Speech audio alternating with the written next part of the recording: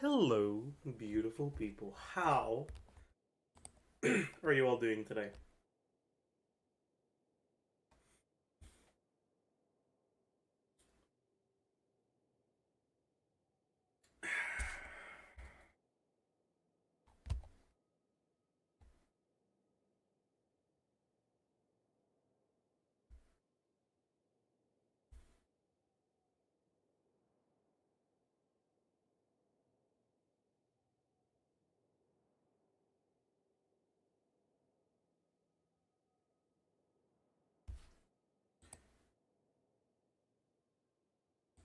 Hello. Chat, I feel like shit. Ugh.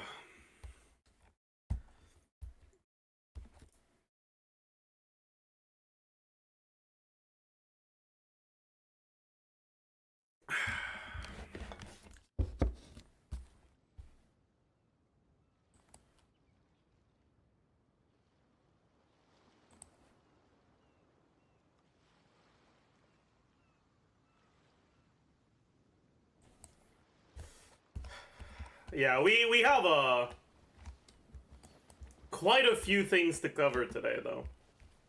So we're gonna have to get right into that. But before we get started with it, let's just go spend one pump of resin. Just one pump.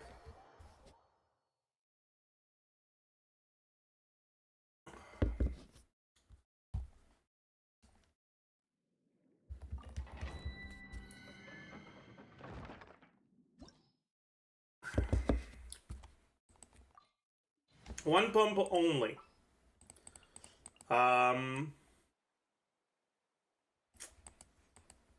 Let's play...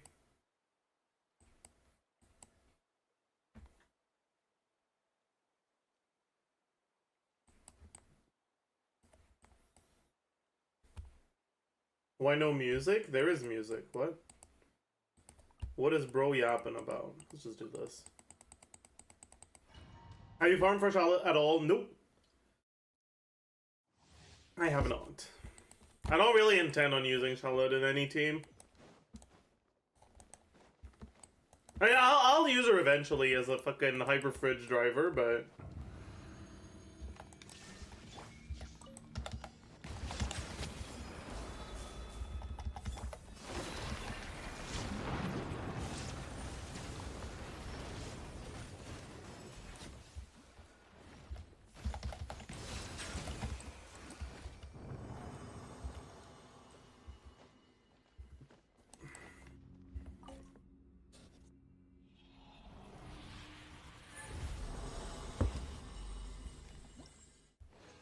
Purple.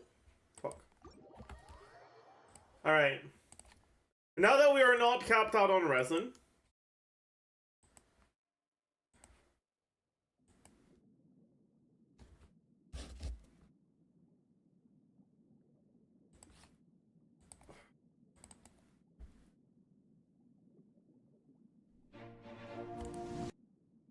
Shut up. I don't care.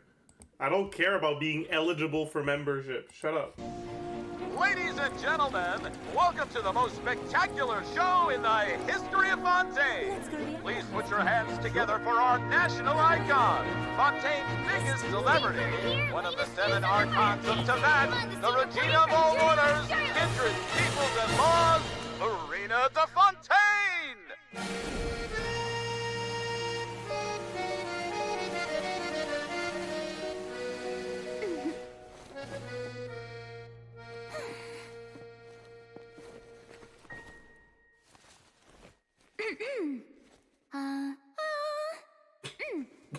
Vocal cords ready, blood sugar replenished. Let the show begin! Okay.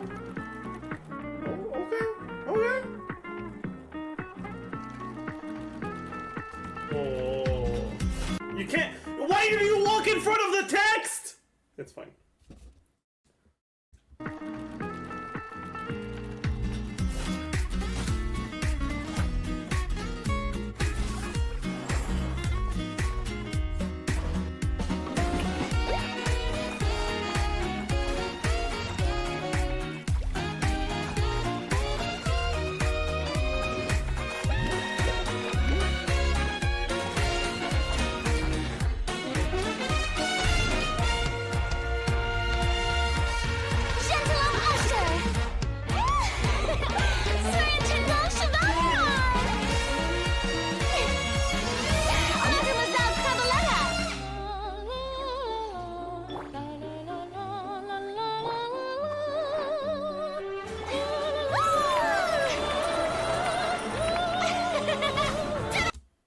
swap sound? Mademoiselle Cabaletta!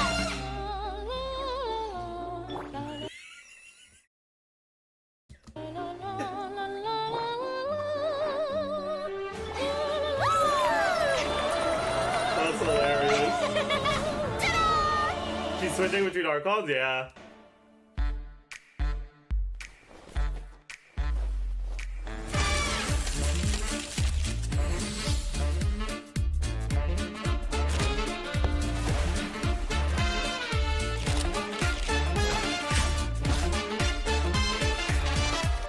Natural smiles, please. Hold it and action.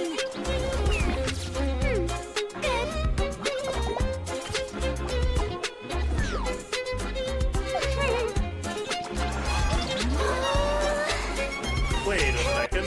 What the fuck is this? Is this a spoiler? What is this? This didn't happen, did it?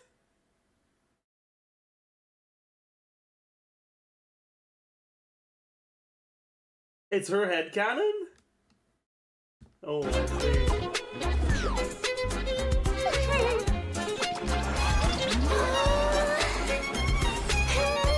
Oh yeah, that didn't happen either. I just realized it. Why did it take me so long to realize they're swapped?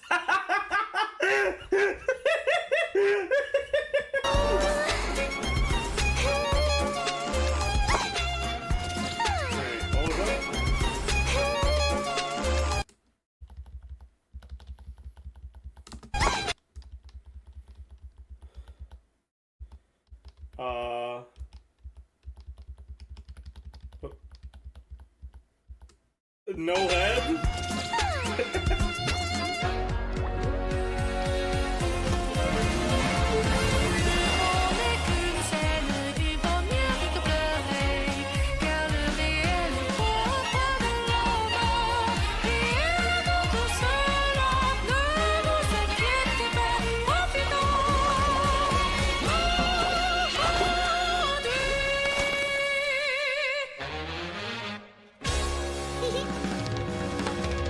Lyrics in the description? Oh. I couldn't make out a single word there, by the way. I don't know if it's the mixing or whatever, but I...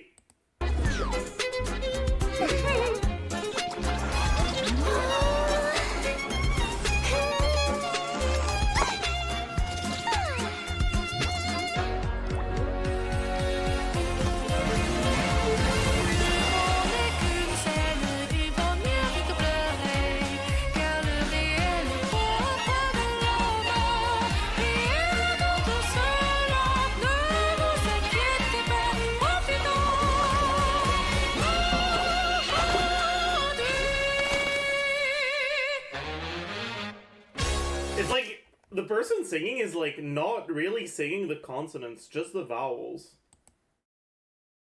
Does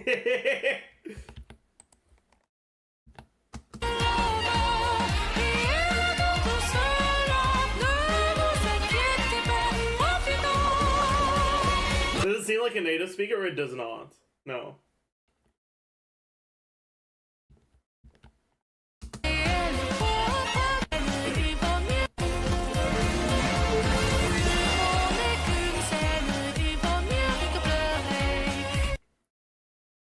It's like, and it's also like a weird rhythm.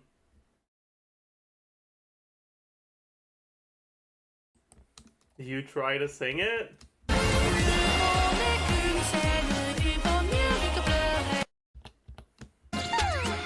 Sure.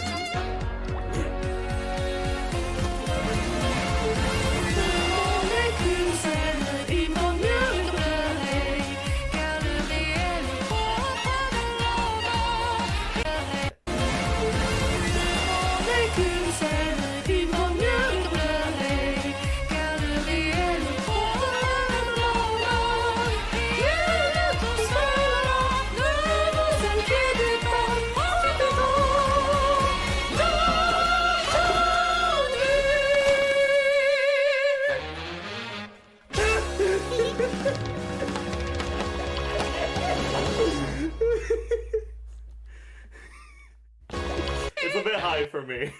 But,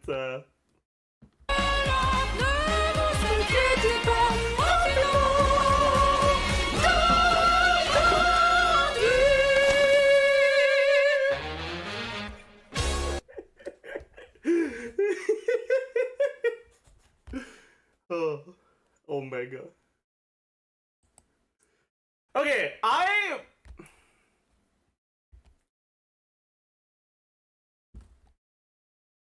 don't know how I feel about this demo. It's not a demo you listen to, it's a demo you watch, you know?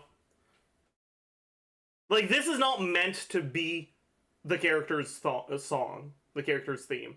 I think basically every other demo is very much like a theme. This isn't. I wouldn't listen to this. But I still think it was good. Like, the musical part is not very... It's very incoherent. It goes all over the place.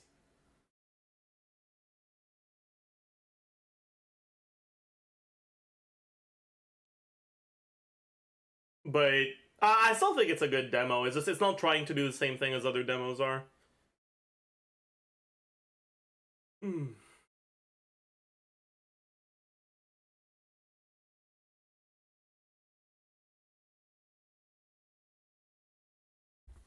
How's the lyrics?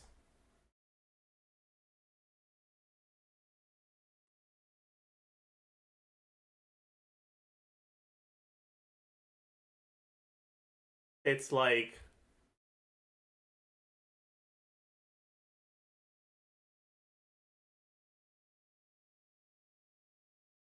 kinda cringe. But it's okay.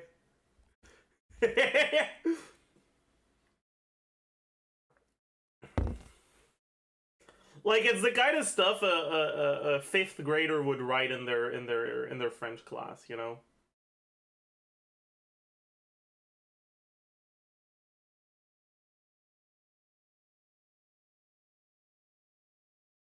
You think they use Google Translate to write the lyrics? No, because it's not a one-to-one translation.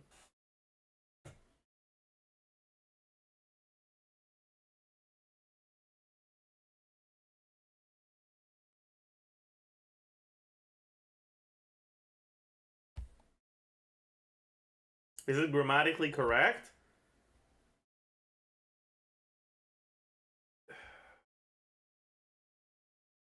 Yeah?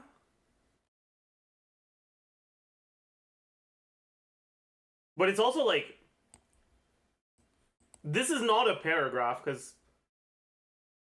It's like ideas that don't really have that much... The way that the sentences like lead into each other isn't coherent. It's like it's missing a sentence, you know? I don't believe their translation. It's good enough. Like, first line is basically one-to-one translation. Second line is a little bit changed. It's just... Like, the original isn't why cry when you can laugh. It's better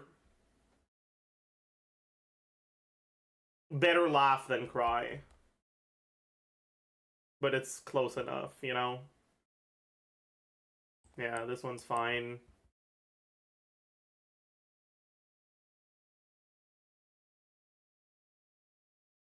I'd say it's closer to worry than fret, but whatever. I don't know if laugh it all off is all that accurate of a translation, though. Because it's like...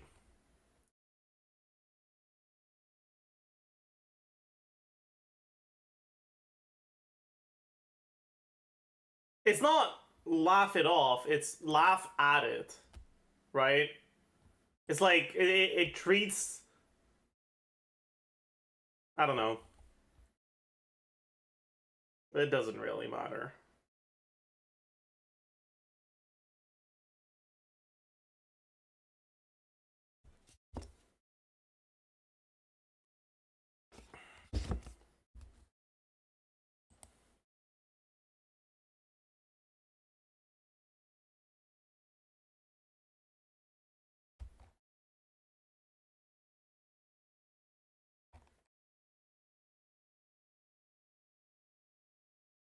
Anyways.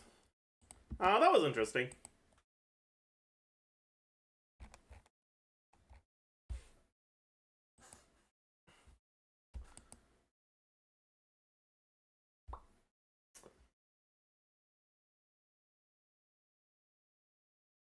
You watched Furina French dub video?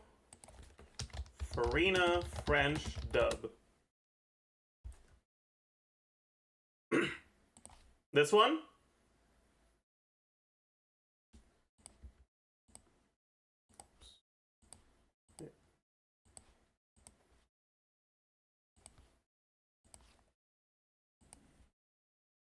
Quand bien même nous aurions l'occasion de parler en personne, sans être correctement préparés, il est possible que cela n'aboutisse pas à un rétablissement de nos relations, mais plutôt à une rupture totale. Je ne pense pas que nous devrions déjà réfléchir à ces événements.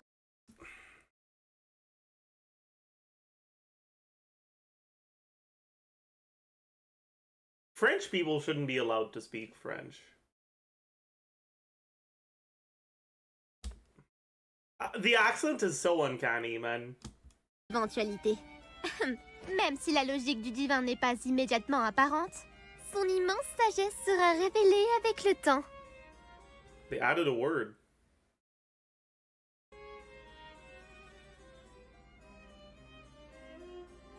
You're from Quebec, what do you mean our accent is uncanny? Okay. This is very much a French accent, you know? It's like...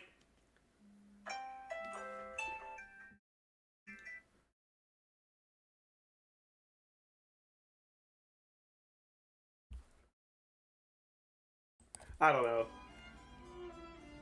En plus, vous serez présent à mes côtés. Si des problèmes apparaissent, vous n'aurez aucun problème à les résoudre. Je tiens à préciser qu'interagir avec des personnes en dehors du tribunal n'est pas ma tasse de thé. Vous semblez bien me surestimer. Mais plus important encore. The way they say some of the vowels, it makes me uneasy. Quand ai-je accepté de participer à cette réunion? Vous voulez dire que vous ne viendrez pas? Non, non, non et non. Ça ne va pas. Je ne peux pas aller seule à la réunion. Vous devez m'accompagner. It's too French, yeah. Dame Furina, me cacheriez-vous quelque chose concernant cette affaire? Non. Pas du tout. Écoute, je suis l'archon Hydro de Fontaine. Fausse alors, la divinité de la justice. Mais...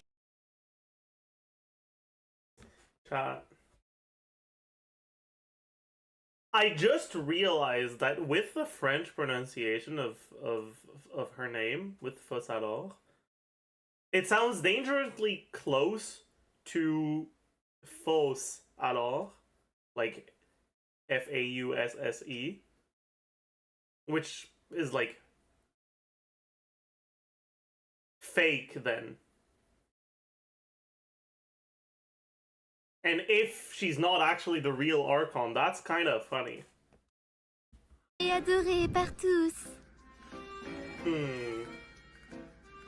À ce titre, j'espère que justice sera rendue dans cette affaire. N'y réfléchissez pas trop. Je vais trouver quelqu'un pour organiser la rencontre.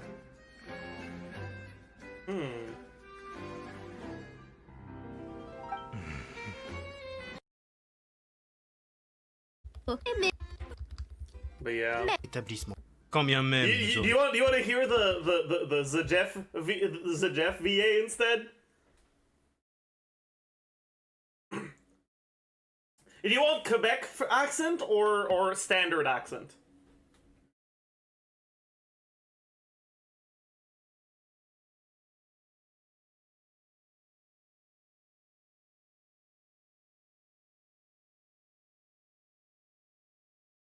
Yeah, I'm seeing more Quebecs. Quand bien même nous aurions l'occasion... Okay, so the thing is, you don't say these words in Quebec. So I can't actually do a Quebec accent, because it's just not words we say. So let's do standard, whatever. Quand bien même nous aurions l'occasion de parler en personne, sans être correctement préparés. Il est possible que cela n'aboutisse pas à un rétablissement de nos relations, mais plutôt à une rupture totale. Je ne pense pas que nous devrions déjà réfléchir à ces éventualités. Même si la logique du divin n'est pas immédiatement apparente, sa sagesse sera révélée avec le temps.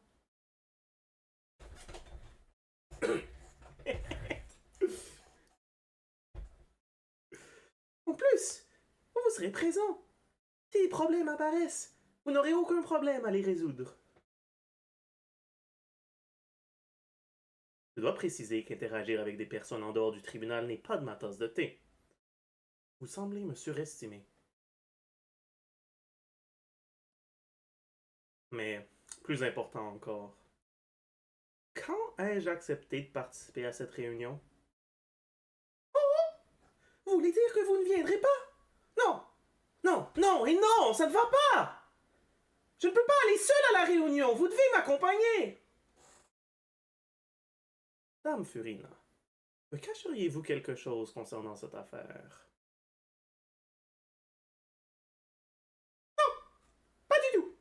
Écoutez, je suis l'archon de Fontaine, fausse alors la divinité de la justice, aimée et adorée par tous.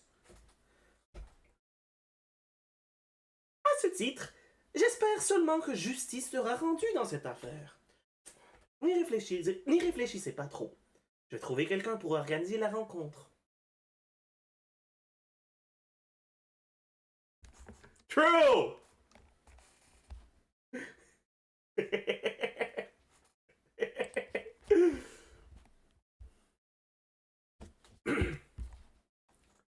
There was a tiny bit of Quebecois, and there was, but it's like, I can speak French in a way that I usually do, and I can speak French in a way that someone from France would understand me. You know?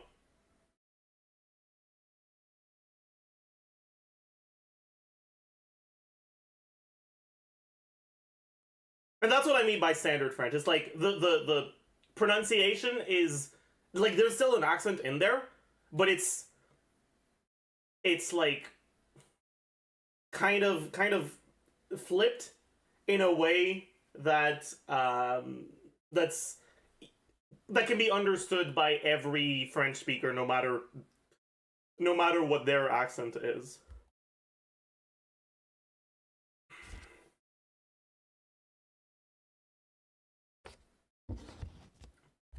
Yeah, like people from France would not understand actual Quebec accent.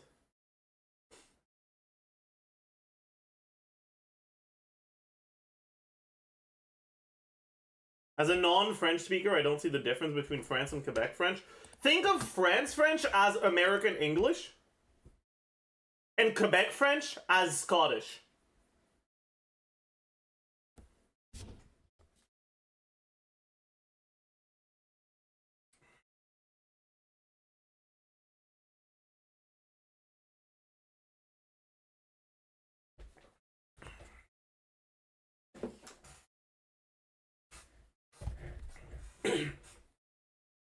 Do French nouns have genders like Italian and Spanish? Yes, they do.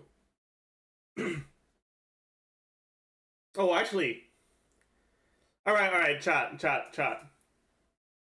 I want the non-French speakers in chat to try to guess the gender of the following nouns. We're gonna play a game, it's gonna be fun. Okay. Octopus. In French, pieuvre. Is it male or female? It's female. Une pieuvre.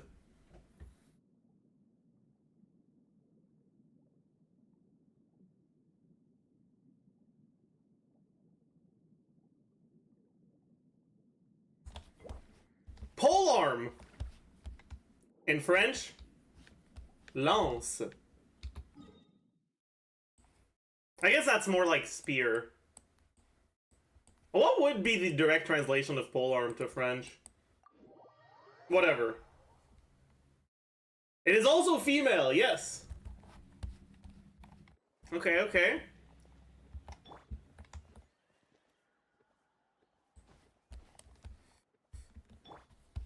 Book. Livre.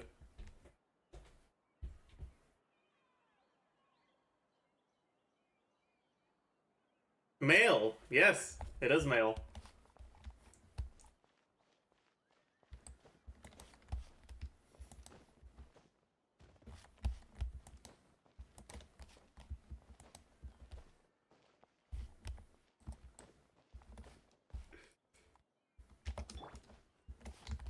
Fire! Feu!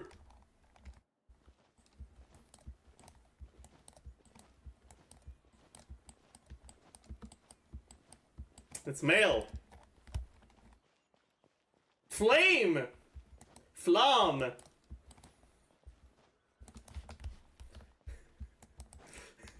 It's female!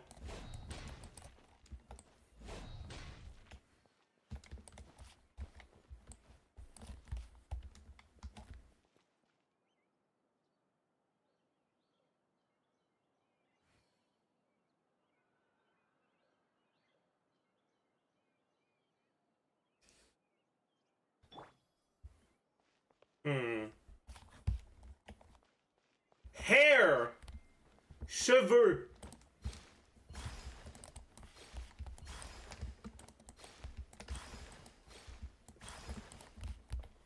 Male, yes. Hello, Mr. Toronto. How are you?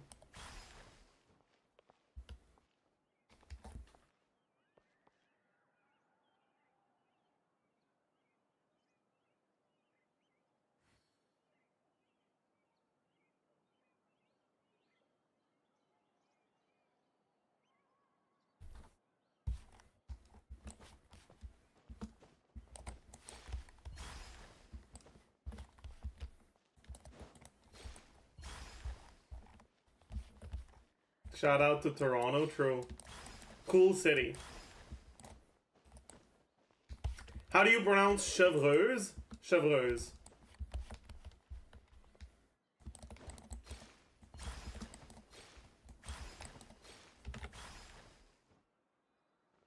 How do you even differentiate? You just learn them.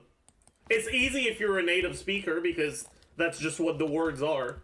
Right? Like, you learn the gender of the word at the same time as you learn what the word is. Right? Like, you learn that it's une chaise. You don't learn that it's chaise. You learn that it's une chaise, right? So it's like, it's easy for French speakers. For non-French speakers, it's kind of not, though. Does French have neutral gender like Latin does? Not really, no. Like, it has some gender-neutral pronouns and things, but I actually can't think of a noun that's gender-neutral.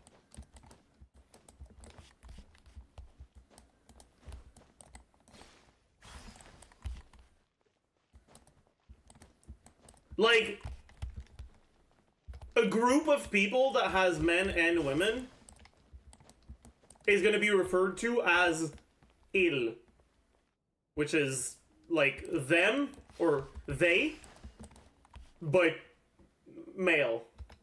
If there's only women, it's elle, which is they but female. As soon as there's one man in the group, it's il. Which is interesting linguistics, but it's also kind of weird.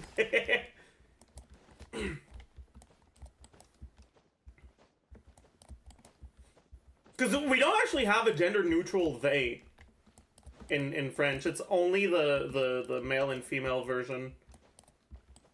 So a group of people that has men and women is just gonna have the male one.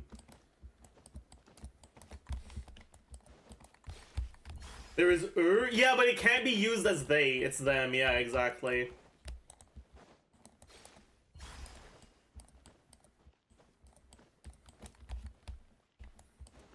French is sexist? True.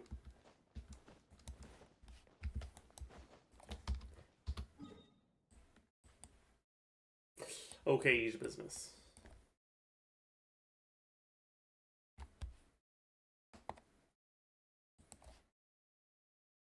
So where can I see Navia and Chevreuse leaks? They're on Reddit, I believe. So it's time to go take a look. Let's actually start with this. Quality of life optimizations.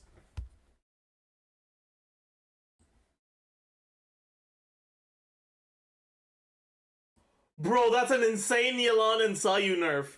What? Wait a second.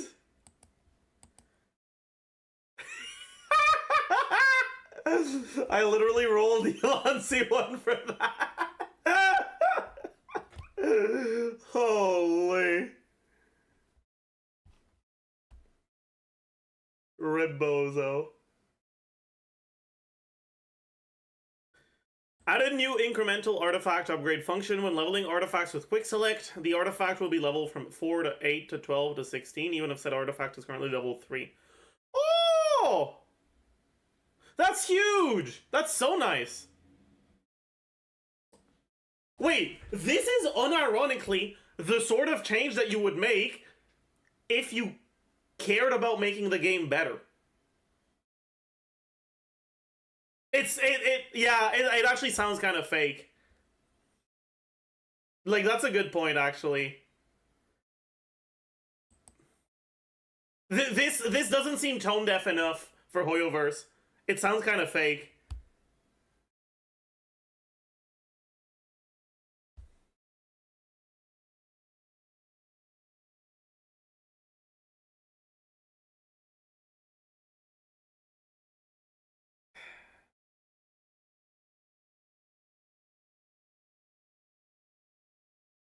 Increased number of slots of fodder when used when leveling artifacts. That's also really good.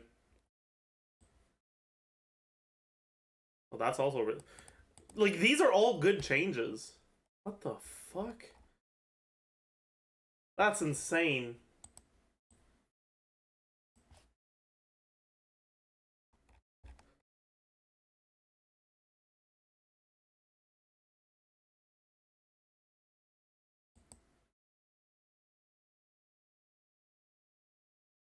Yeah, I think it's sus. Like, it has to be sus. I just don't think it... These are good changes, they can't be real. They just can't be. Like, I'm sorry. Alright. Oh. Thus. Cringe. There we go. Okay. Chevreuse kit. I have read through this before, and I cannot express how fucking disappointed I am.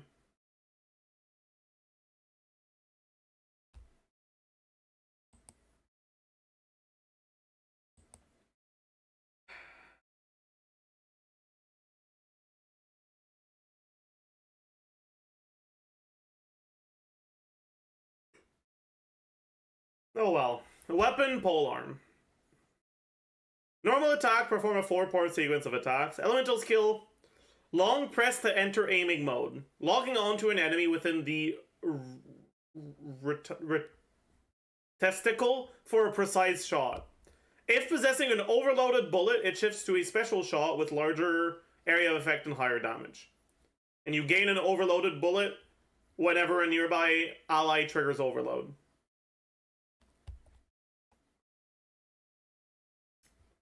After shooting, heals the active character for a duration based on Chevreuse's max HP.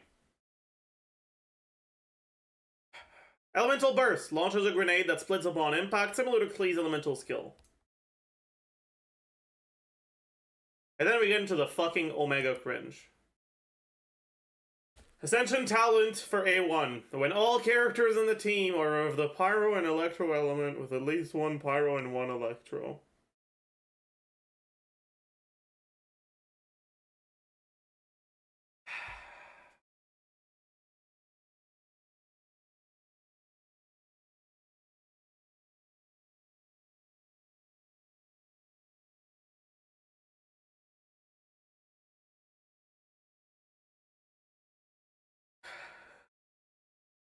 Chevreuse applies a synergized tactic effect to nearby allies. When allies trigger overload, it reduces pyro and electro resistance of affected enemies for 6 seconds. I will say though, unlike Nilo, you don't need to do this. Right? With Nilo, she's like, her kit doesn't do anything without this. But this seems like her passive, this thing. Like, this is the only part of her kit that requires Electro and Pyro characters only, right?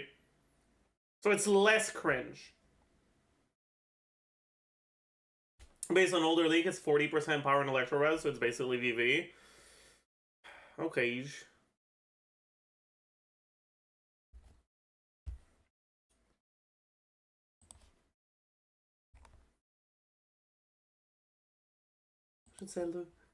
Listen to me.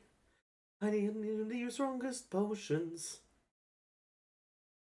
My potions will kill you, traveler. You cannot handle my potions. Hello. The games. I'm into battle. And I need your strongest potions. Your strongest potions would kill you, traveler. You cannot handle my strongest potions. You can do it, so a seller that sells weaker potions. Potion seller. I'm going right now. I'm going into battle. Only your strongest potions. Know what you ask, traveler. My strongest potions would kill a dragon, let alone a man. A seller that sells weaker potions, 'cause my potions are too strong. Seller, telling you right now, Hocus Potions. I'm going to battle. I'm going into battle. I need your strongest potions. You can't handle my strongest potions. No one can. My strongest potions are fit for a beast, let alone a man. I have to tell you to get your potions. Tell me what's your strongest potions. Chancellor, I need them if I'm going to be successful into battle. My strongest potions, because my strongest potions are from the strongest, being as you are of the weakest. Well, that's it, potion seller. I'll go elsewhere. I'll go elsewhere for my potions. What you better do. I'll go elsewhere for my potions and I'll never come back. Good! Welcome here. They're only for the strongest man. Okay, Abs. Have mine. You rascal. You rascal with no respect for knights. No respect for anything. Except your potions. I respect knights. When my potions can do anything that you can.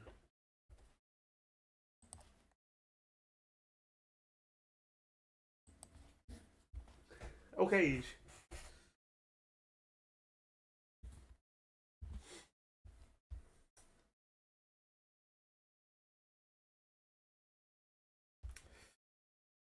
Talent 2. When the elemental skill E is enhanced, it grants a bonus to max HP. For every 1000 points of max HP, it increases the attack of all pyro and electro character in the team by 1%, lasting for 30 seconds, up to a maximum of 40%.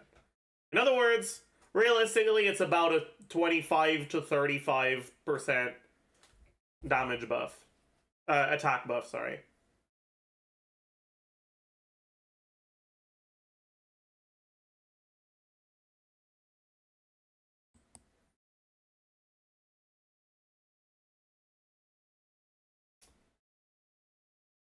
Constellation. C1. Characters under the effect of Talent 1, excluding Chevreuse, gain +6 energy when triggering overloaded. If this is real and there's no cooldown to it, it's fucking insane. Like, actually broken level of insane. It's going to have a cooldown. I can tell you that right now. Constellation 2. When the elemental skill is long press and hits an enemy, it causes 2 sequential cannon shots at the hit location, each dealing damage equivalent to 120% of Chevreuse's attack as pyro damage. This is considered part of the elemental skill with a cooldown of 10 seconds for this effect. C3 increases skill level. C4, after using burst, your hold E cooldown is reduced by 100% for 6 seconds. And you can only do it twice.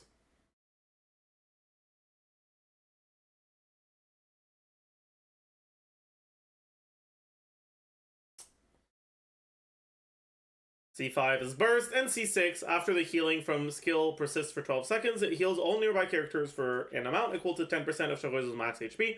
Character healed by E gain 20% power and electro damage bonus. But it can stack up to 3 times. So,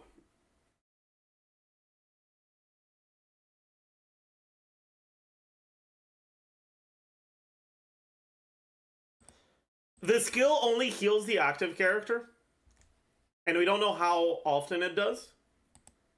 So this isn't as good as it looks, but it is still pretty good. All in all, assuming that the C1 doesn't have a cooldown, she's a very strong character. If it does, I'm not sure. I also don't know. I also feel like she'd be fairly constellation reliant. But at the end of the day, it's hard to say before we see the scaling, right? Before we see any of her numbers.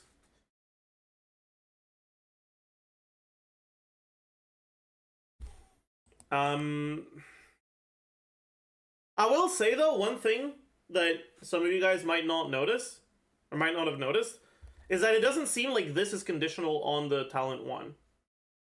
So you should be able to get this 60% power and electro damage, even if she's not played in specifically these teams. So I could see her being a good pyro option in Hu Tao teams for VVV, maybe.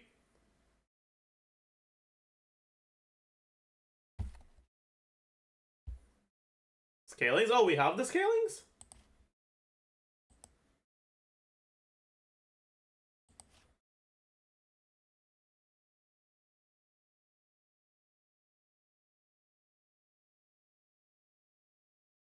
Do we know how often this works?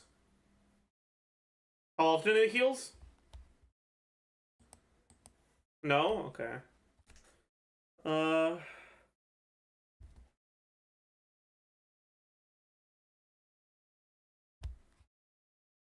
So with C4, you can get basically 800 motion value twice, maybe 3 times in quick succession. That seems alright. But long hold, like the hold duration might be like Charlotte, so maybe not, right?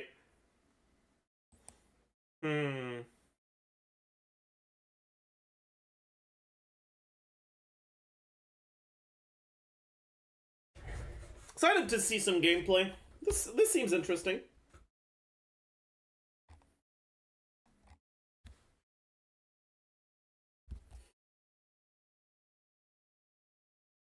Since Vigil is someone who applied Electro faster than Singto, so that Yoimiya can overload every hit of her kit, how do Chevreuse... How do you, Chevreuse, be in... What are you saying? I'm confused. I mean, I guess you're asking how good would Chevreuse be with Yoimiya and Fischl? It's hard to say. Should be good. But I don't know. Could she potentially be interesting in a 3 Pyro 1 Electro team as a sort of replacement for Vivi due to her shred? You could. But there's also the potential issue that a lot of characters just want Hydro. A lot of Pyro characters just want Hydro, right? I could see it being good in like some Klee teams maybe. With double, like, Klee, Chevreuse, Fischl Beto or something.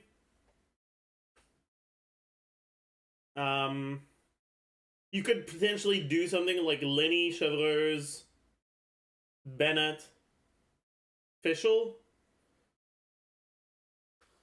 Alright, triple pyro.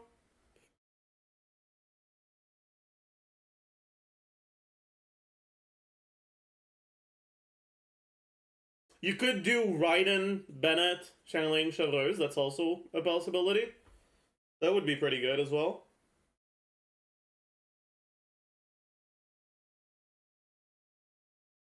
But here's the thing, right?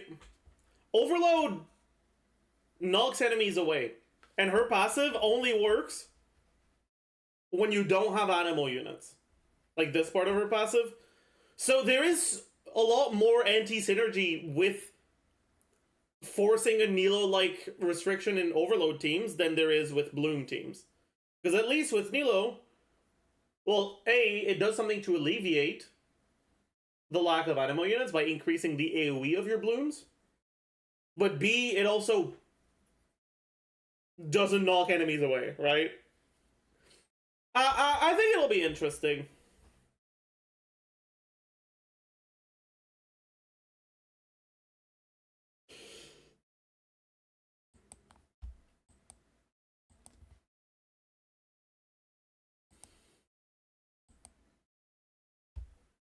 Oh well.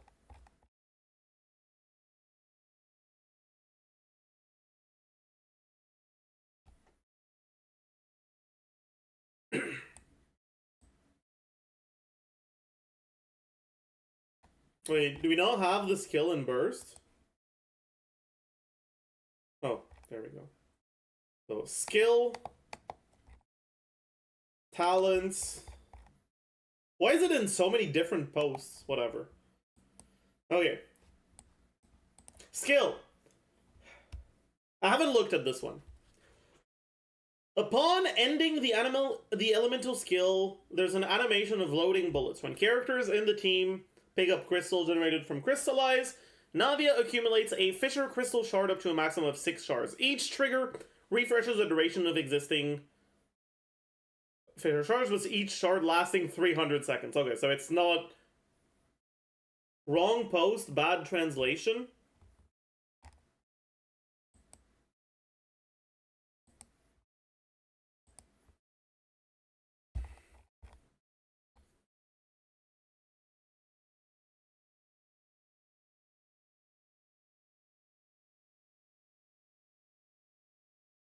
Is there a better one anywhere? This?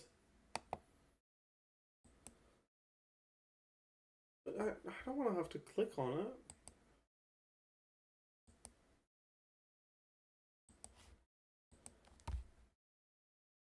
Yeah, whatever. When nearby characters in the same team obtain crystals from crystallized reactions, she gain a shard up to a maximum of 6. And your skill can be stored twice. I'm guessing that means it has 2 charges. Short press E opens an umbrella to deal damage. If using 0 to 3 crystal shards, it will release 5 to 11 crystal shards respectively. I see.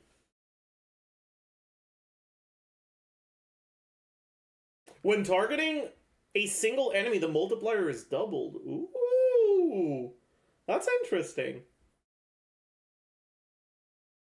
It's Kha'Zix. It's Kha'Zix in the Genshin Impact. Let's go! Woohoo!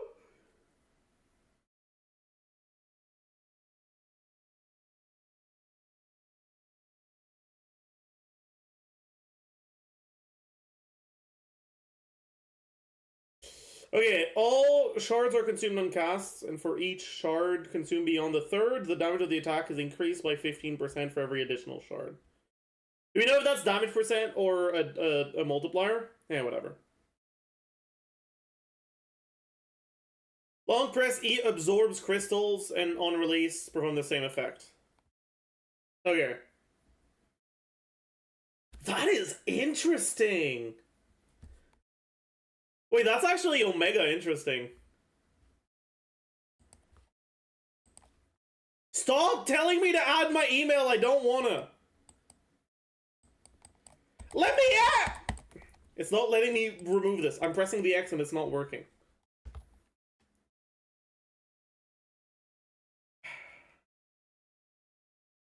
Skill multipliers are in the first post. What in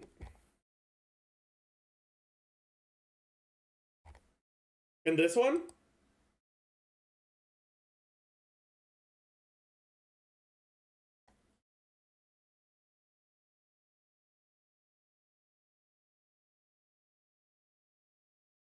Where? It's not actually there. Scroll down. Oh.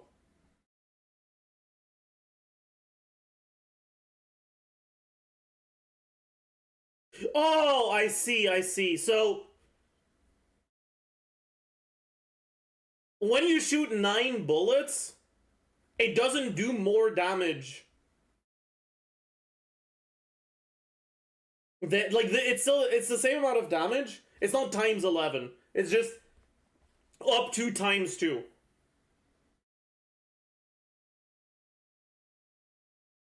It's like this is the damage if only 1 bullet hits. And if every single bullet hits, it's double that. So it is a lot more like Graves, yeah.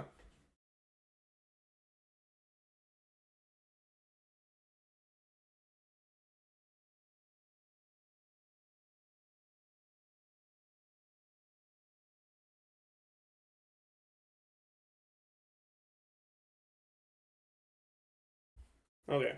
What's the burst?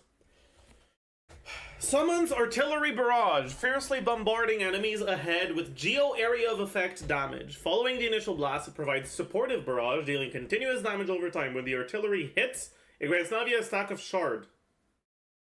Oh, so it gives you crystallized shards without giving you crystallized shards. She gains a stack of her E without actually having to generate a shard from the burst. Okay. And then if you generate a shard, then you gain 2 stacks. Ultimate hits approximately every 1 second, but the acquisition of shard stacks has a cooldown of 2.4 seconds.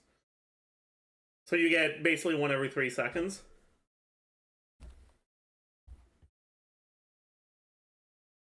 And the damage is fairly low.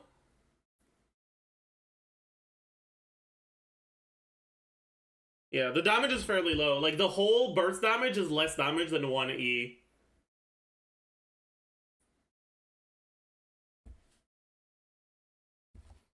Yeah. Why can I not press X? Fuck you.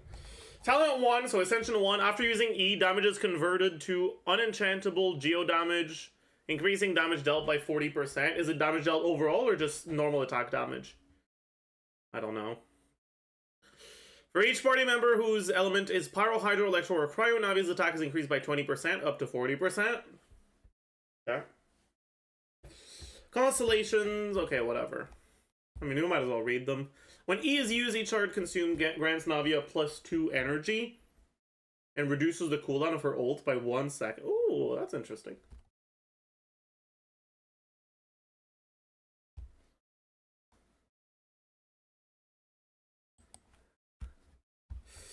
C2, when E is used, each shard consumed increases the crit rate of this instance of E by 8%, up to a maximum of 24%. When E hits an enemy, it calls down a single instance of supportive barrage from the ult, considered as ult damage. Only 1 supportive barrage can be triggered per use of E. C3, okay, C4, when E hits, it reduces enemies' geo-res. C6, so when using the elemental skill, if 3 shards are consumed, each additional shard increases the elemental skill's critical damage by 35%. Moreover, any shards consumed beyond the 3rd are refunded after casting. That's interesting. I'm kind of surprised that it doesn't have anything that reduces E cooldown. That's kind of what I expected. And do we have the numbers on her normals?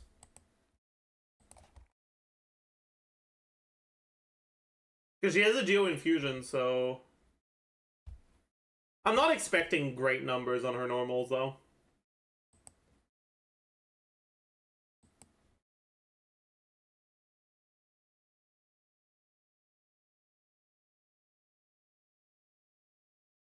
Yeah, it doesn't look like it scales from base attack in any way. Like, that seems omega dumb.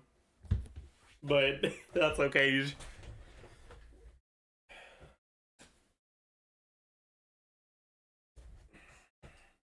What artifact set is good for her? I mean, her signature set is going to be good, but like,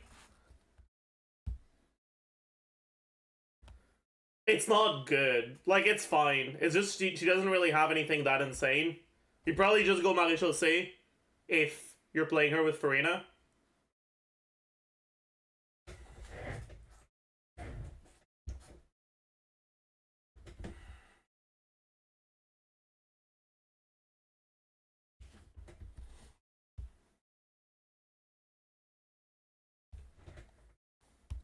Not golden, no, because you actually want her to stay on field, I think.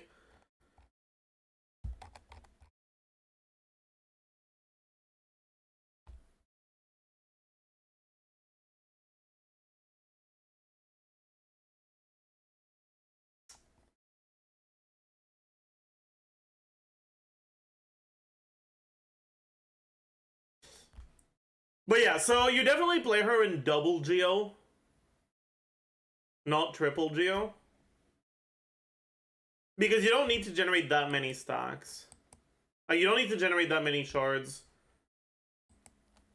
Her E plus Geo Infusion plus Burst application should be almost enough almost enough crystallizes by themselves. So you probably play her with either Zhongli or, like, I don't know who else, actually. Like, you could do Albedo if... But I don't know. I wonder how her energy generation is.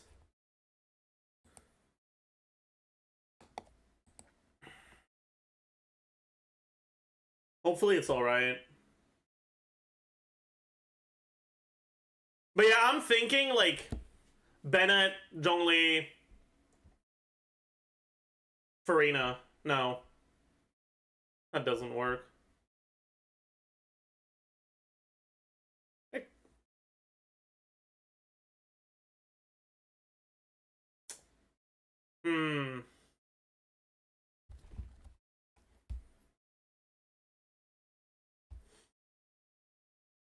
Bennett, Furina, Jean, no. I think you want Geo Resonance.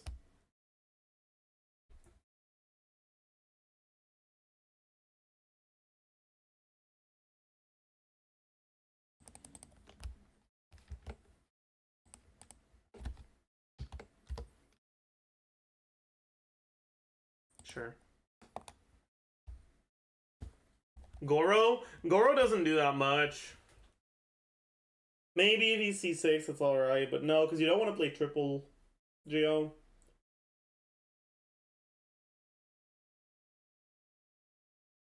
I think you can either do like Bennett plus like off-field damage dealer, like Fischl or Singto or whatever, or you can do something like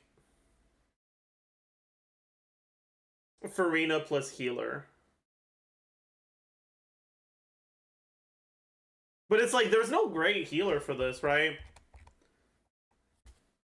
Like, you'd want a healer that gives you front-loaded healing, like Jean or Mika or Shala, but that actually synergizes well in a team like this. And I can't think of any.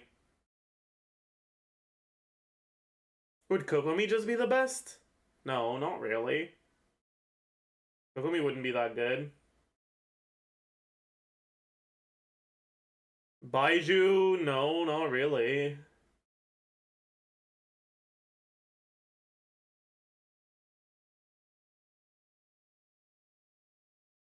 Charlotte, I guess? Or Mika, I guess?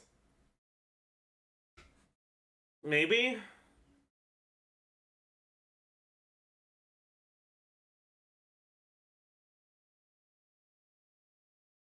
GG, true. Real.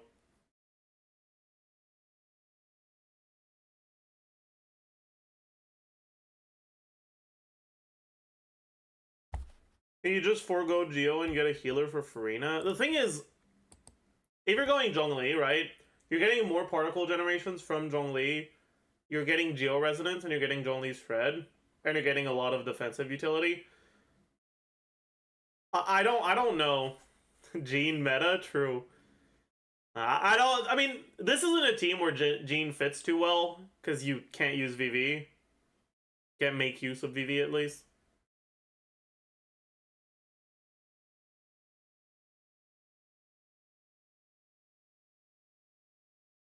Jean with a new set, though. True.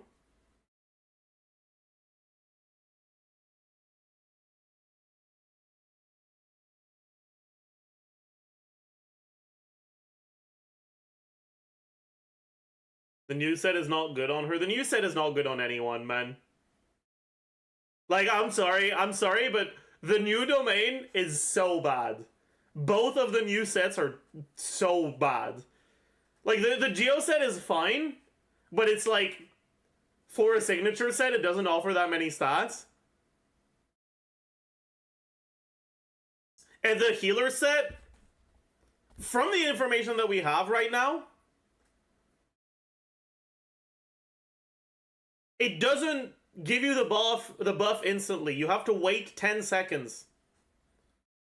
So you start healing, you max it out, and then you wait.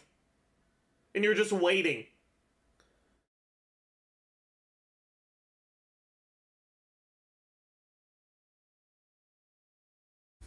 I'm gonna hope it's a mistranslation or something, cause yeah.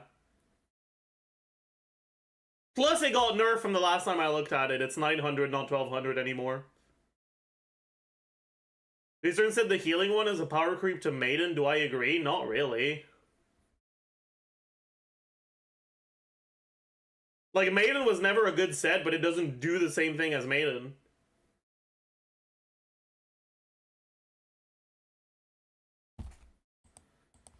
Maiden makes you heal more. He said Clam, not Maiden? Okay, I definitely don't think it's Clam power creep. It's meant for a different type of unit. Clam is good if you have consistent healing over time. The new set is better than Clam if you don't. If you have a character like Jean, like Mika, like Charlotte, that heals a lot all at once.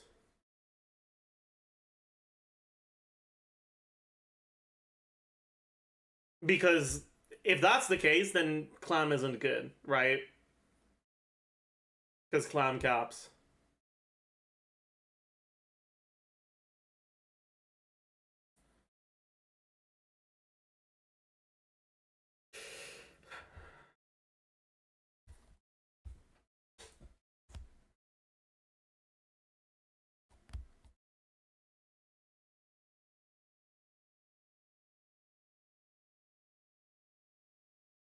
Why would you use the new set other than VV on Jean if you're playing Jean in a team that doesn't want VV? Like if you're playing C4 Jean in a Wanderer or Shao team, for example.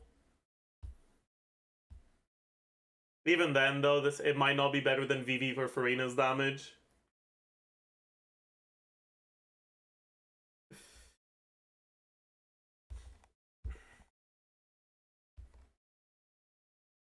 Overall, is Navia good or okay? I feel like it depends a lot on how good her normals are. She definitely has the ability to get a decent amount of damage, right? Like, let's take a look at the damage she can output, right? Base attack, attack percent, flat attack, total attack, damage percent, hit value, hit multiplier, effective attack. Motion value, damage. Okay. Base attack, I think we have that somewhere, maybe, perhaps.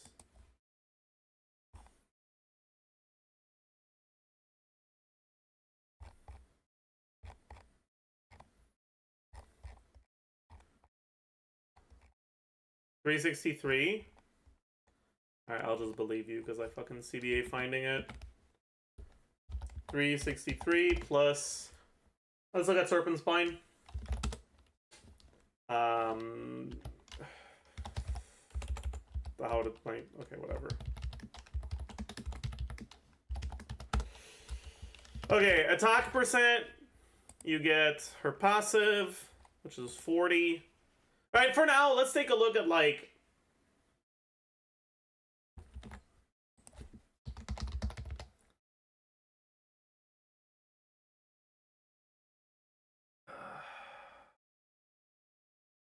Maybe? Probably.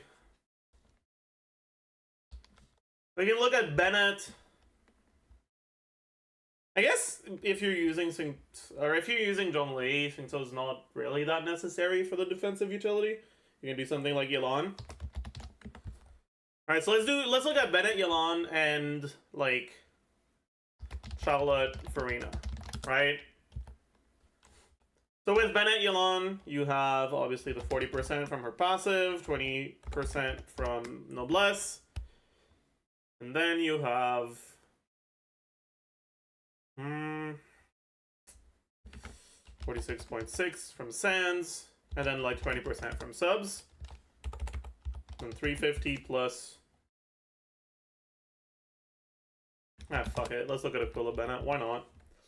Damage percent is gonna be. She gets. Okay, so for now, I'm gonna assume that this is damage percent, right?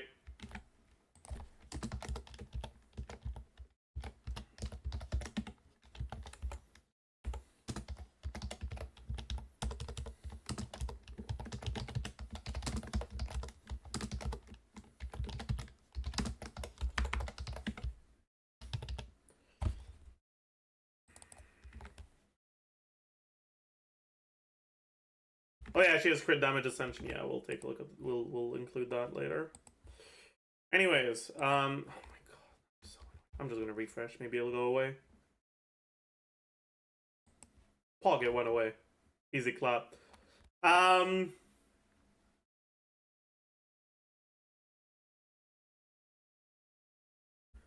gonna assume this is only for the normal attacks. But I don't know, it's very unclear, man. Unfortunately. Okay, so 46.6 from Goblet, 40% from the set. Let's say 30% average from Yelan. 15 from Geo Resonance. Thank you for the raid, Getuk. I hope you had a nice stream. Welcome, Raiders.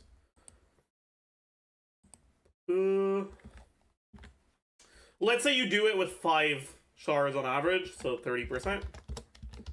And then for the rest, we do not have this last 30%.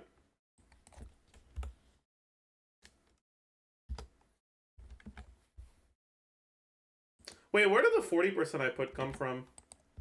What is this from? Oh, it's from the set, yeah. Set also gives 18% attack, right?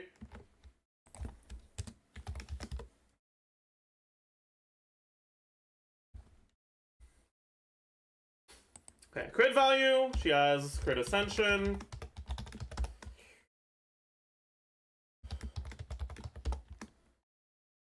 And then that's kind of it, right? Oh yeah, Serpent Spine. Oh yeah, I forgot. Forgot the Serpent Spine damage percent here.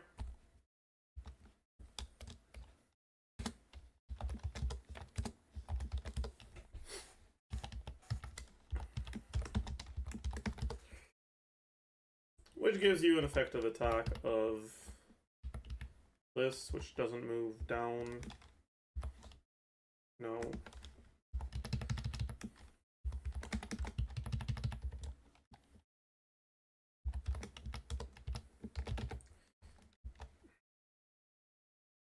I'm stupid as fuck. Okay. And then with Charlotte Furina, you lose out on...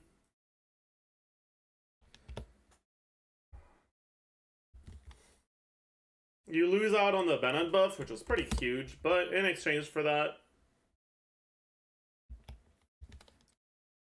you lose out on Yelan buff, but you gain 250 times 0.25%.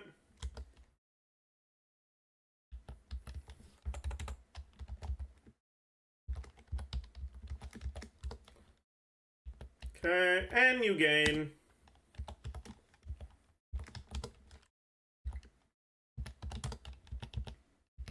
Okay, so the damage is a bit lower, but the team damage should be a bit higher. It'll be fairly similar, I think. Minus Noblesse? Nah, you can still put Charlotte on Noblesse if you want to. Oh yeah, you lose it. Right. I'm Cornge. Okay, yeah, so the damage difference is a bit bigger than I had. Yeah.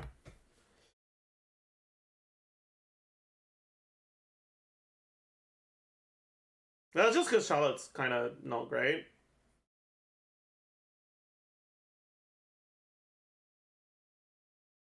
Yeah, I guess you can do... It's hard to do Charlotte TTDS. It's hard to meet her ER requirements without Fav. But assuming you somehow manage to do it, then damage is a lot closer. Oh, that being said, though, you do get TOM, which I did not include.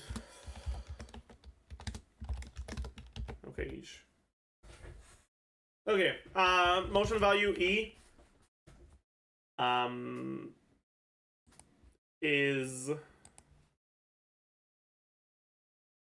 553, but not really. Usually I look at talent level 9.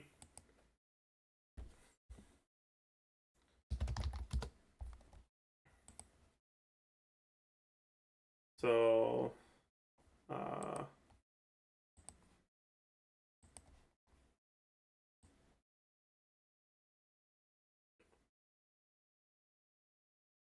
it's like about 5%. So it should be about 520 maybe? 525 maybe?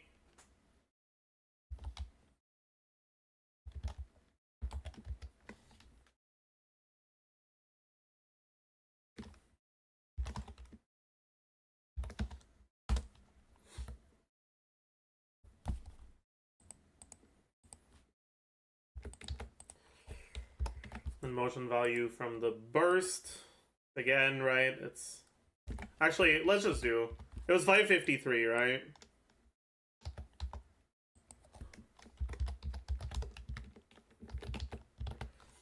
Okay, and then this is 136.8 plus 87.1 times 12.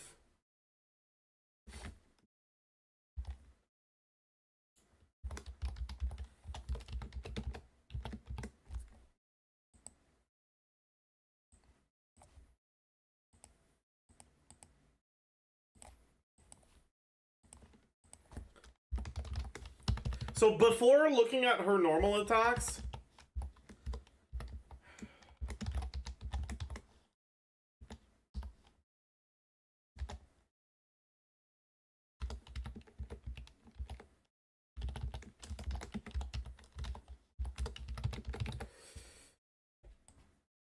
this is kind of on the lower side for a team that is running 2 strictly buff units.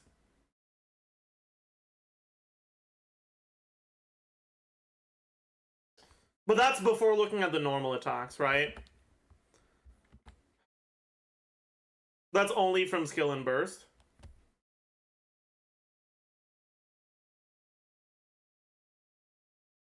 Can you do shorter rotations? Not really.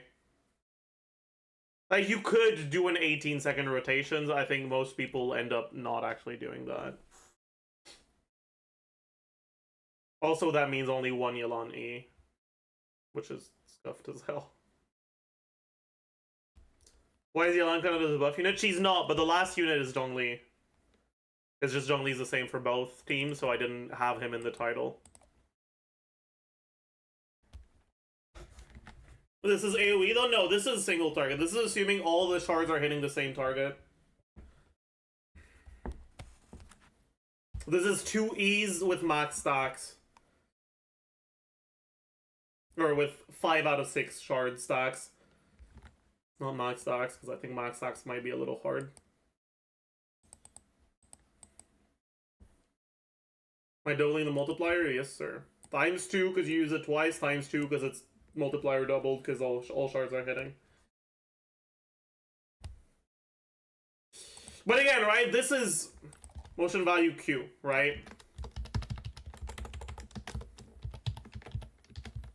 But you also have the attack, normal attacks.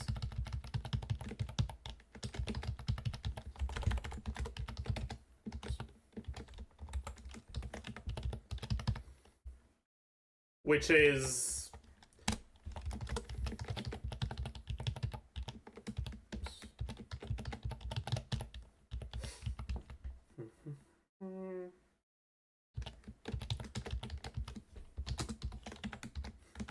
which is something we don't know, right? 553 is for 5 bullets only? Yes. And if all 11 bullets are hitting, they say the damage is doubled. Which is why I multiplied it by 2.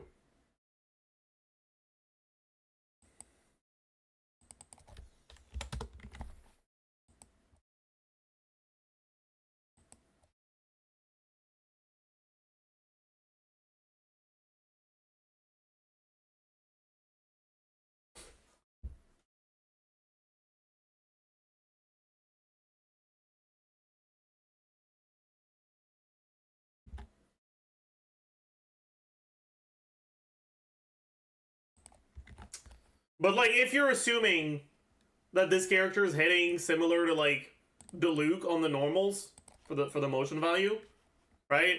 And let's say you get N4, N2 between your E's, right? I think we can assume that for now. So that's 165% plus 161% plus 182% plus 246%. But this times 2, and this times 2. And you do it twice because you have 2 E's.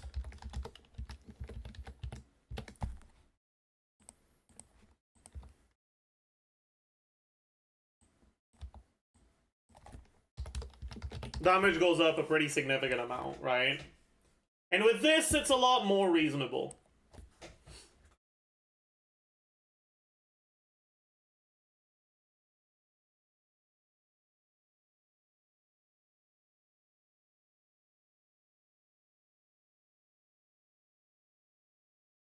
Oh yeah, Marie-José also has another 15 I forgot about, you're right.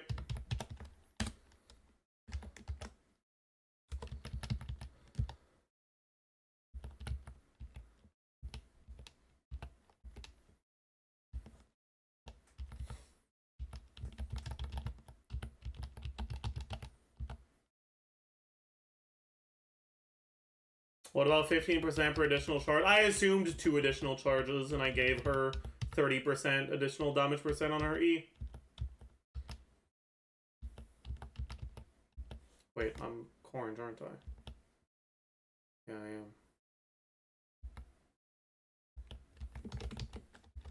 Yeah, it doesn't matter.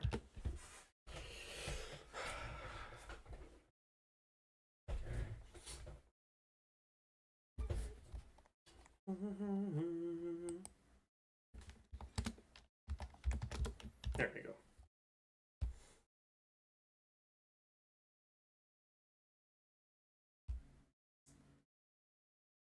Can you give a Navia TLDR, please? She's looking alright. She has a lot of front-loaded damage, so I think she's gonna feel a lot better than she actually is going to be. Right? Because all of her damage can be fairly front-loaded. Yulan is better? I don't know, because... maybe. This is assuming that your requirements aren't too harsh, and we don't actually know how much energy she generates. Like, there's a lot of assumptions that go into this. It's very hard to have an actual answer. We can take a look at how much better it would be with her weapon, like her signature, if you guys want, because we have info on that.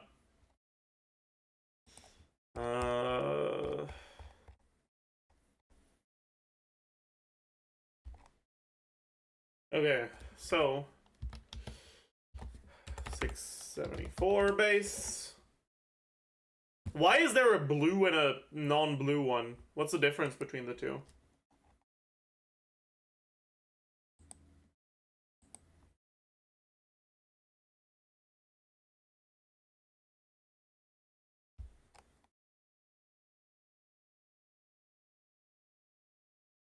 R1, R2. Why did they put R2 though?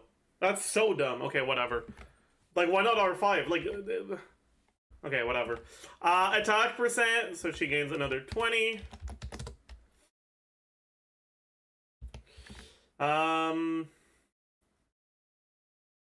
Skill damage, 18.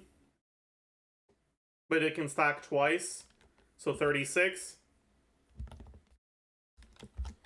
But you lose Serpent Spine.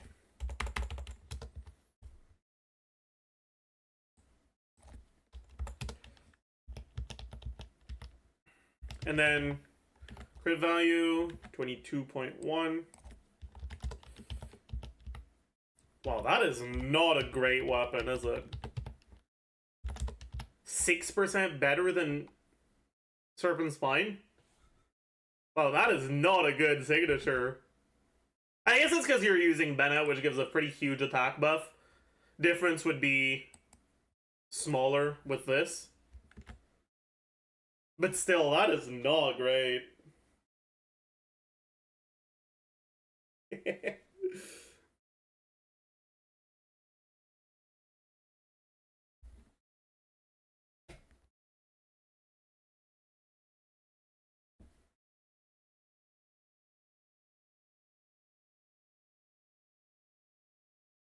What about R5 Serpent Spine?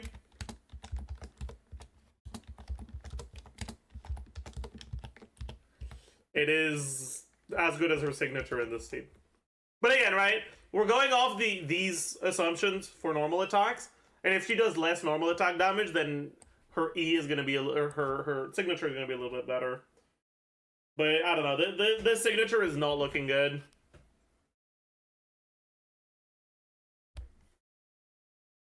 It's just Serpent Spine being broken, man. Like, that's really all it is.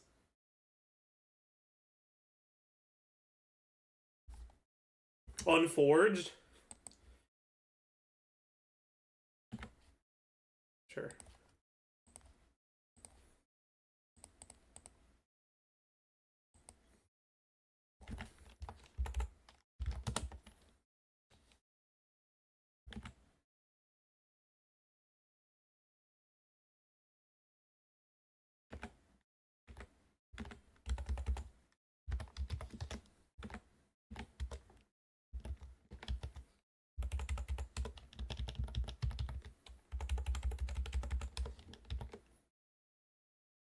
Unforged is a bit worse than Serpent Spine in this team. But again,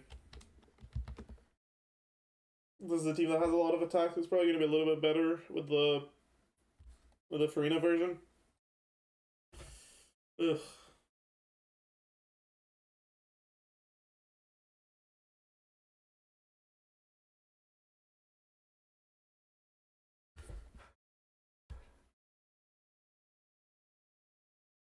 Yeah, like, if we remove the Bennett attack buff,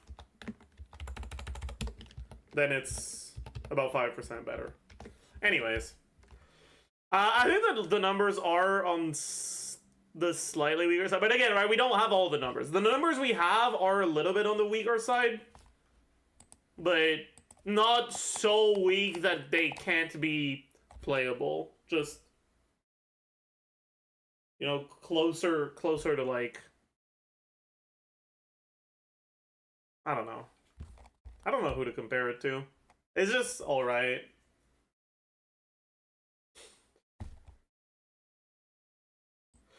Oh, 4.3 Spiral Abyss lineup.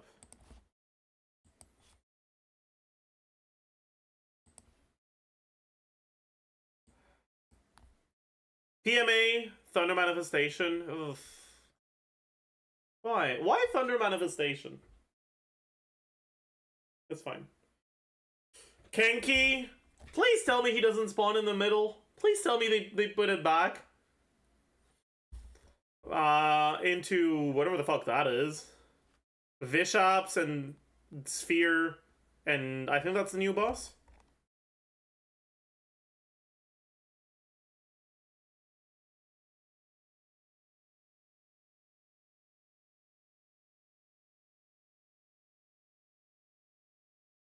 Boss in 12.3 has 3 mil HP. Yeah, but it's fine because it's Haidu infused, right? So you just chain link. Right?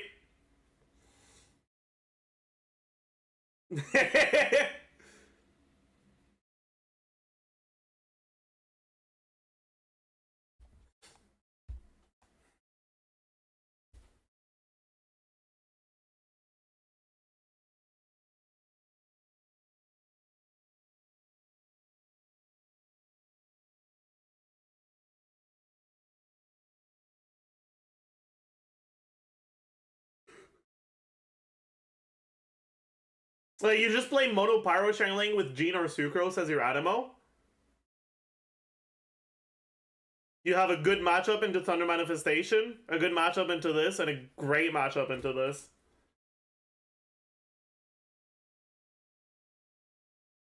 You can use Hu Tao, you can use Diluc if you want, you can use Yoimiya, you can use whoever the fuck you want. Hu Tao's probably gonna be the best, though. Seems like a Pog Abyss for Shangling. Do I prefer Thunder Manifestation or the Unicorn? I did not prefer Thunder Manifestation. Okay, unironically, in this case, I prefer the Thunder Manifestation because it's on the second side, not on the first side. I hate it when the first boss on 12-1 is fucking cringe. Cause like, when I want to do testing, I don't want to have to clear 12-1 every time. You know? I want to be able to just go into Abyss and do things. Right? So the current Abyss is fucking cringe for that, because the first boss is the fucking horse, and it's cringe as fuck. PMA's alright. I don't mind it too much.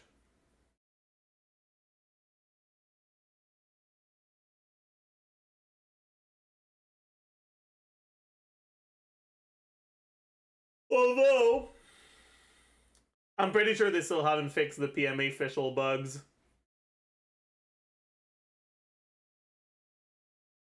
Aware.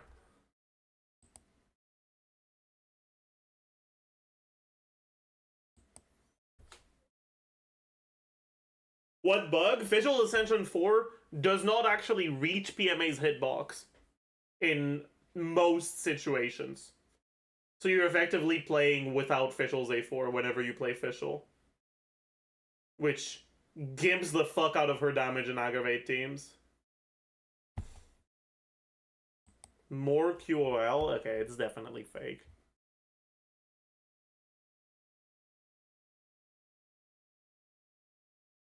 Yeah, no, this is fake.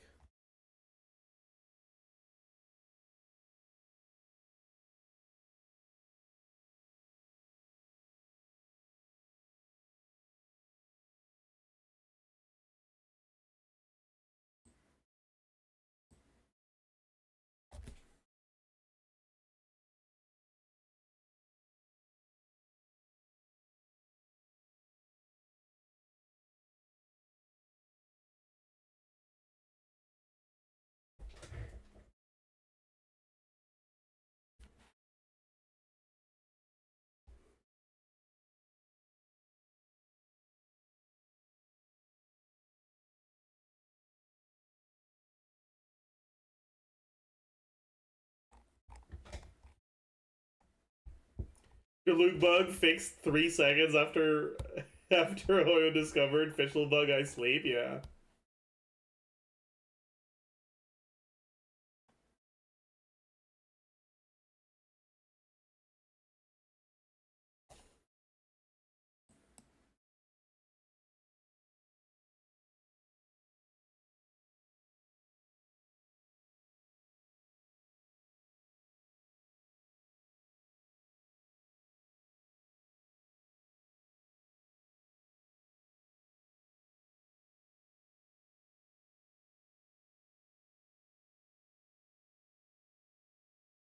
OkaygeBusiness, thank you for the 6 months.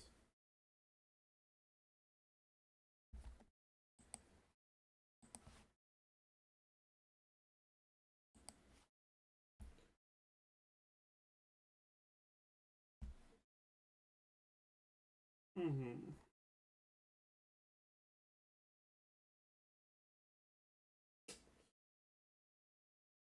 Should be a fairly good unit to get, because you probably don't have Nahida, so... And you might not have Yao either. I'd recommend Nahida over him, but I don't know when the next Nahida rerun is gonna happen, so... He's probably a pretty alright unit to get.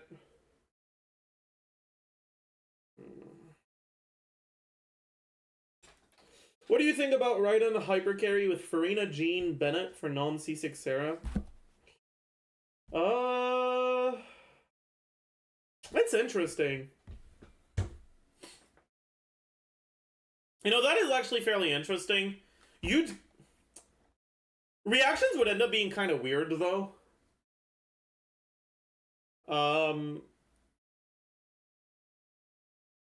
It'll be alright, at least.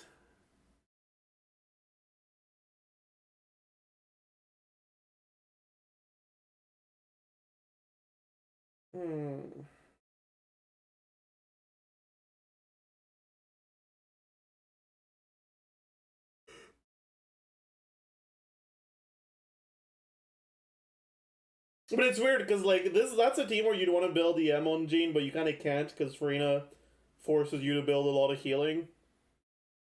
I don't know. Am I cheering for a specific team in T1 versus JDG? Yes, I'm cheering for T1 because I want BLG to win. And BLG cannot win against JDG, but they could win against T1.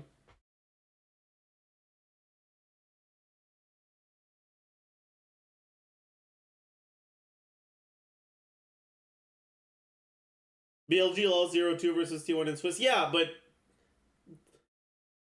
I mean, fuck. G2 lost 0-2 to NRG in Swiss. Like, do you think G2's a worse team than NRG? Be for real now.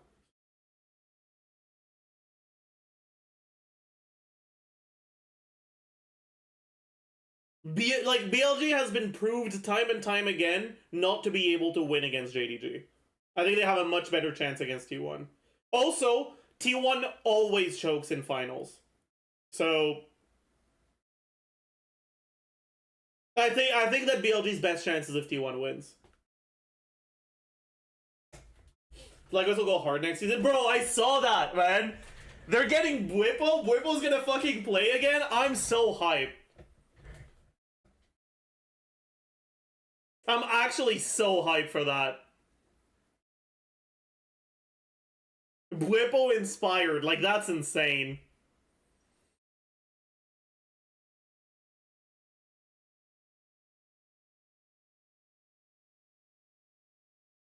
It's Papa Smithy that joined FlyQuest, right?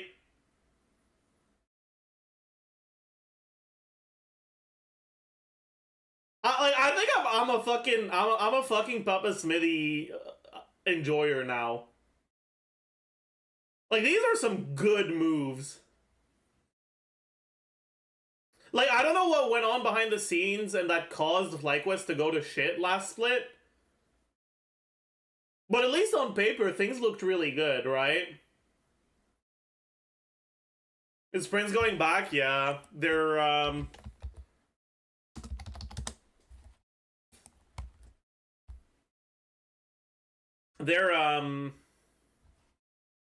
bringing up their academy ADC.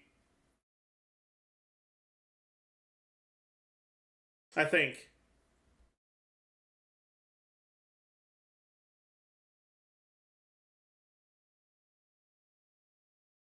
Well, like, it was... at least it's been rumored that they're bringing up their Academy ADC. And he actually has North American residency, so...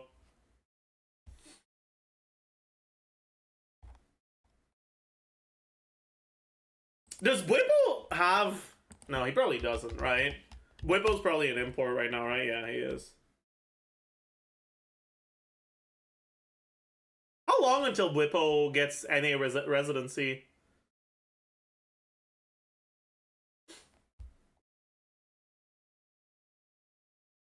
Six splits? So does that mean that since he didn't play for a couple splits, they didn't count?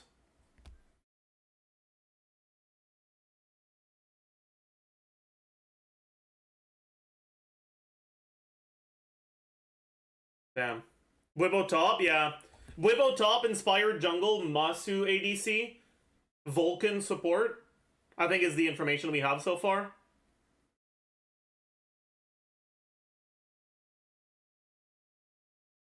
Is it Vulcan support? I forgot.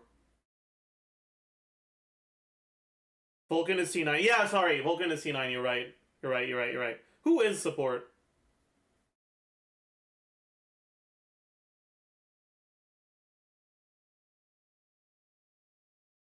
Nemesis mid? I don't know if that's gonna happen. That would be a banger, man. But yeah, actually they don't have the import spot, so they can't, right? Hell dominates and Masu is insane, so it's promising. Pog, let's go.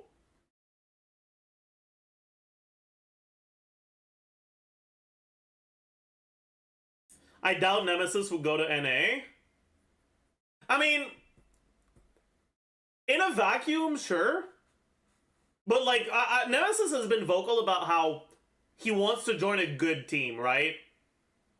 If he's joining a team, he wants it to be an actual good team.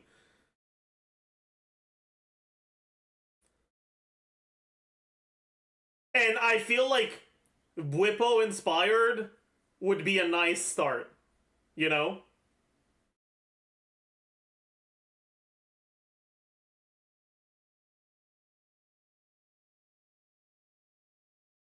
I can't speak for him, right? So obviously maybe he still wouldn't want to, but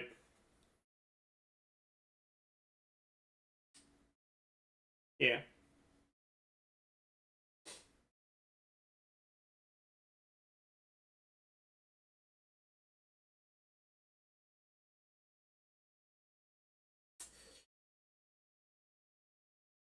I don't know, Whippo's not at his peak. I don't know, man. I feel like the way Whippo talks about the game,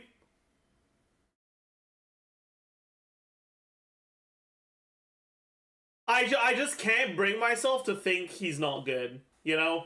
Like,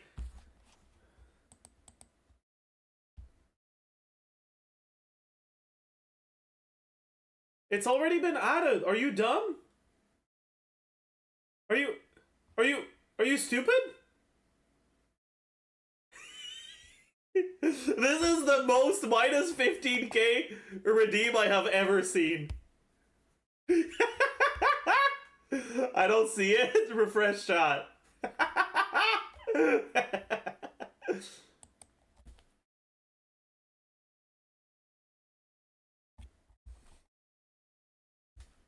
But man, I've been a FlyQuest fan since they started, or like since long before they had the super team. So I'm glad to see some good rosters going to FlyQuest. Yeah.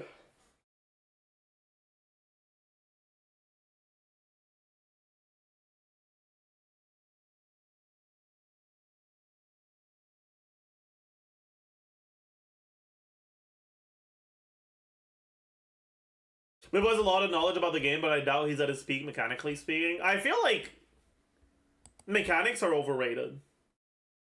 Like,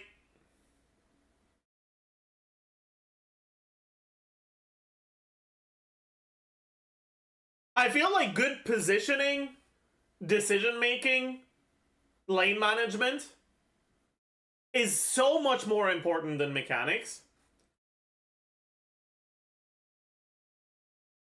And like improving your mechanics is kind of brain dead. You just practice over and over until they're muscle memory.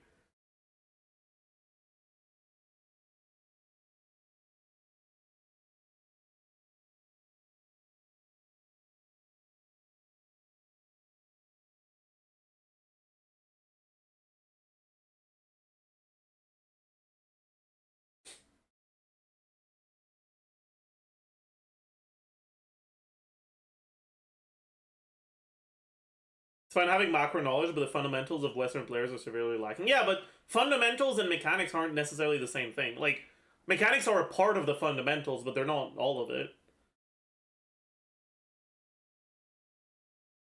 And if an argument against someone is their mechanics are bad because they're out of practice, then their mechanics will become good again if they practice. right? Like it's I don't know.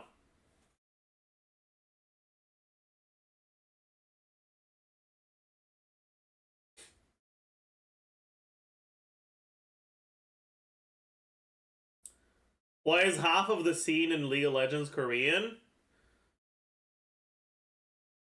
It's a very different culture. Like, in Korea, Faker is like the same level of popularity and fame as like K-pop idols.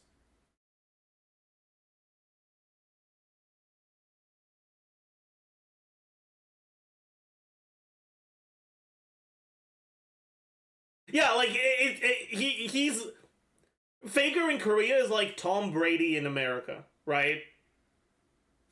America tends to be pretty good at American football because when people want to play football, their parents are like, "Oh, let's go, Pog, let's do that." When people want to play League in America, it's like, "Go outside, kid."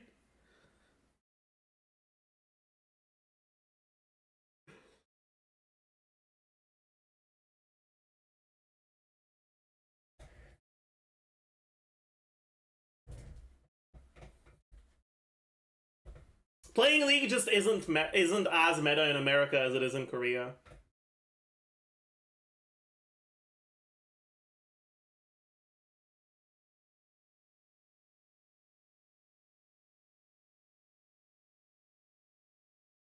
Well, that's all there is to it.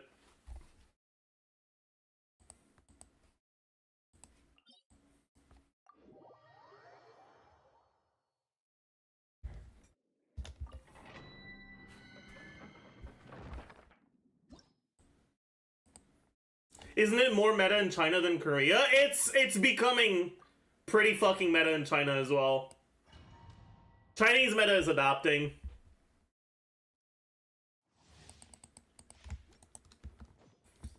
Chinese meta is also kind of inherently very different because there's just so many more players that the sort of strategies that are viable kind of end up becoming different.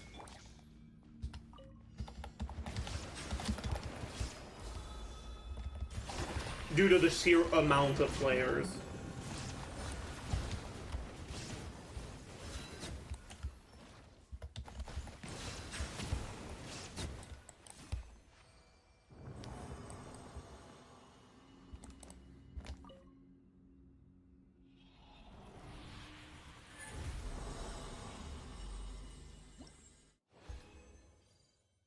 Hey, we got a purple. Nice. China also has a lot of Korean imports. That is true. That is true.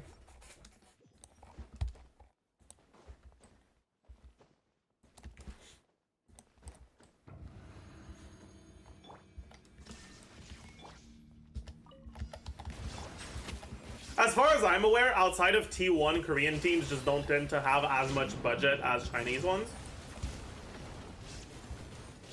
And even with T1, it's like all of their budget goes to one player, you know?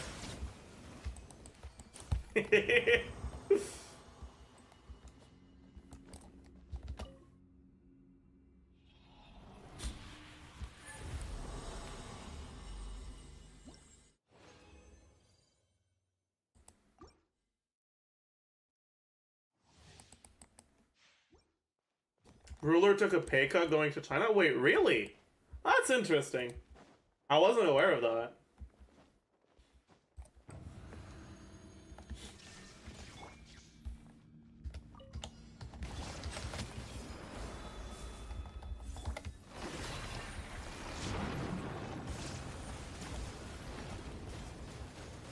I guess bro just thought, I don't want to play with this Chovy guy. He always chokes on the international stage. True.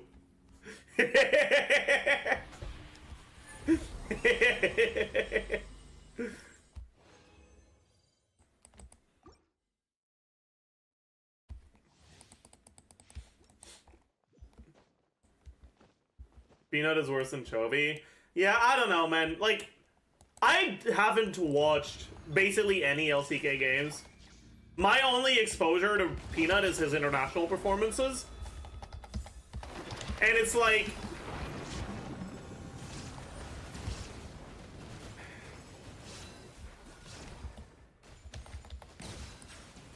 I don't get why people think he's good, you know?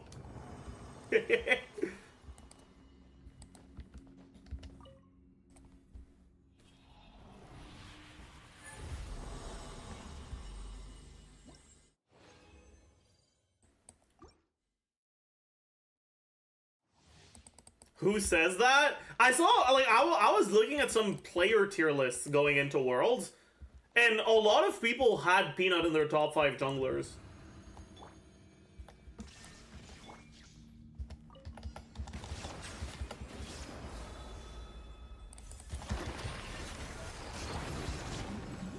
He was smurfing in summer in LCK?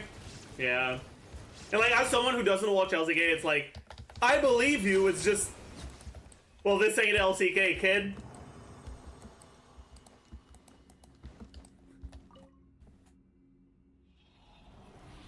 It ain't LCK.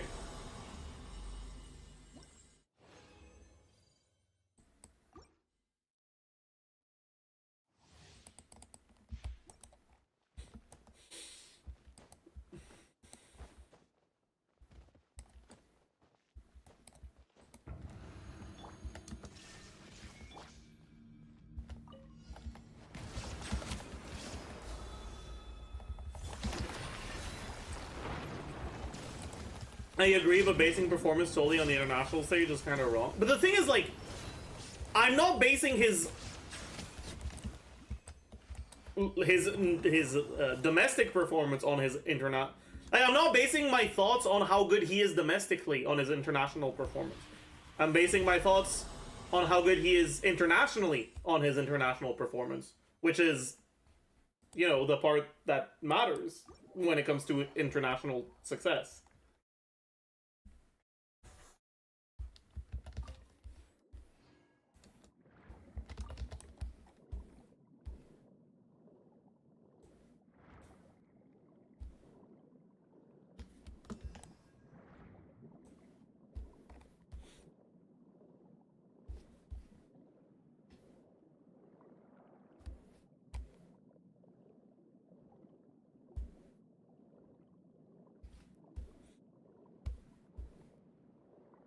Lay's success isn't based solely on international performance. Yeah, but, like, that's the thing, right? I don't give a shit about the LCK. I don't watch the LCK. It's not entertaining to me. And so, because of that, it is not relevant to me how good he does domestically.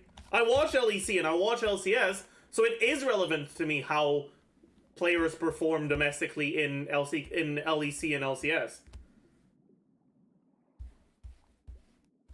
But not LCK, because I don't watch it, because I don't, like, who...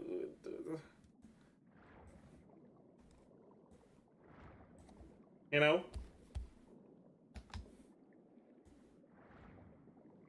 Yeah, I think, unironically, the biggest shame, the biggest disappointment of Worlds is that OMG didn't make it. Like, imagine if we'd gotten to seeing some fucking OMG games instead of fucking LNG or Weibo, like, ugh.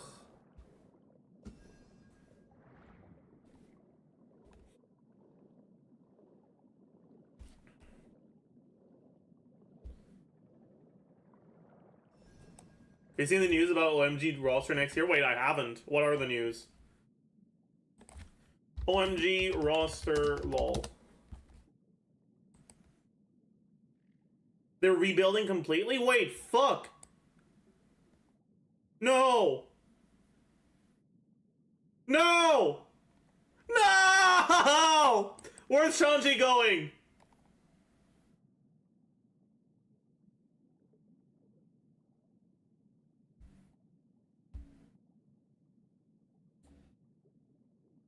No! No! No! Where's Abel going? Fuck!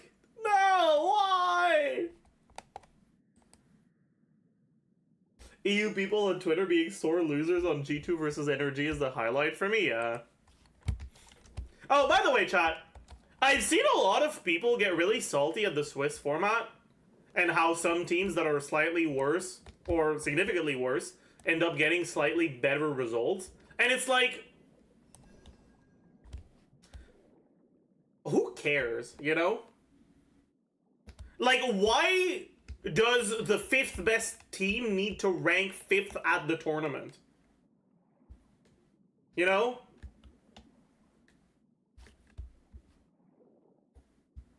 Like, I don't watch a tournament to get an exact ranking on how good teams are compared to each other for every single team. Because it's fair? But why does it need to be fair? Like, if you're not the best team, if you're not winning your games, you're not going to win the tournament anyways. Why does it matter if you get knocked out in Swiss or in quarterfinals? You're still not fucking winning.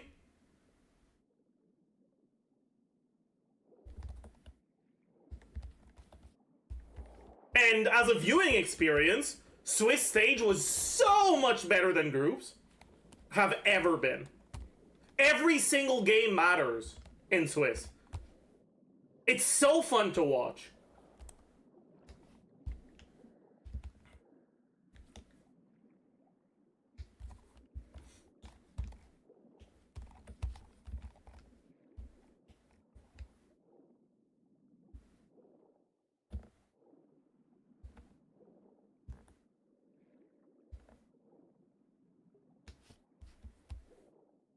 Where do I think Genji went wrong? When they drew BLG.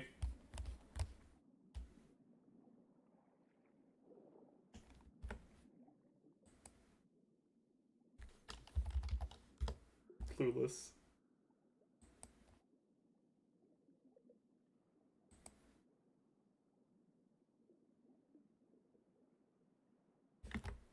You can't win against Ben. Like, they just... That's where they went wrong. You don't deserve to win against Ben.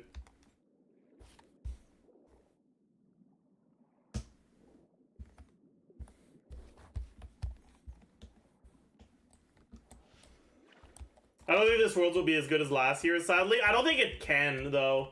It's like...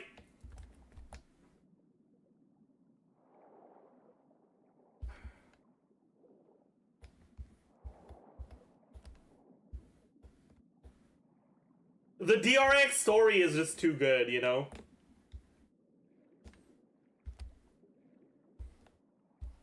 If the finals is BLG JDG is gonna be so boring. It's gonna be boring if JDG wins. It's not gonna be boring if BLG wins. So, hey, listen.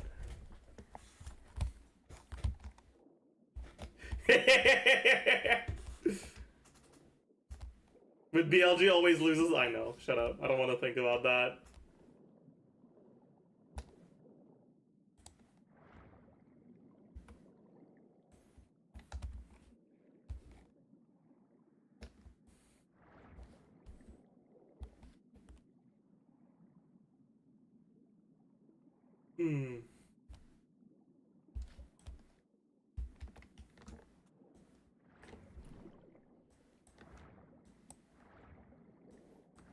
I want Figure to win one more time before he retires? I don't.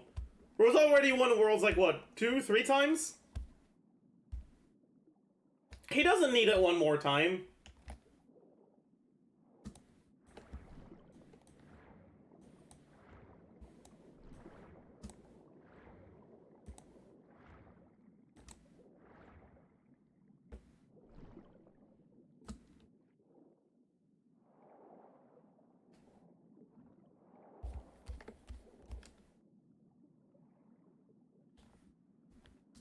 I just want this roster to win one time so they won't be remembered as generational chokers.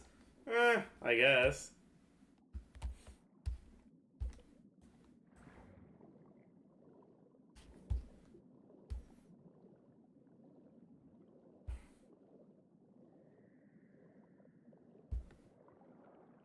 I want BLG to win because I like Ben.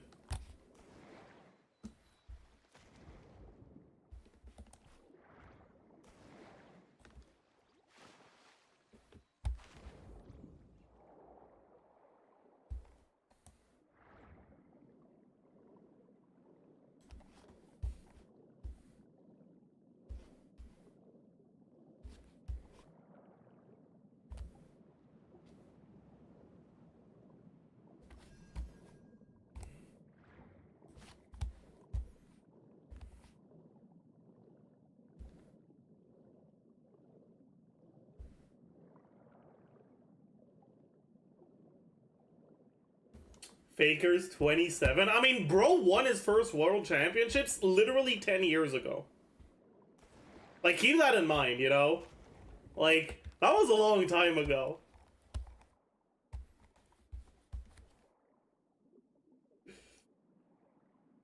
Reminder to farm whopper flowers. Thank you. I actually forgot. I gotta do that. Yep, W.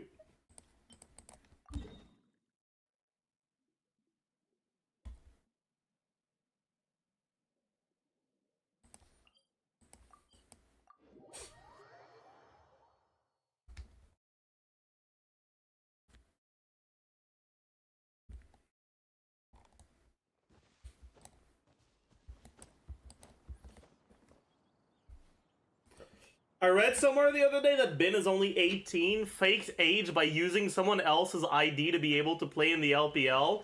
What the fuck?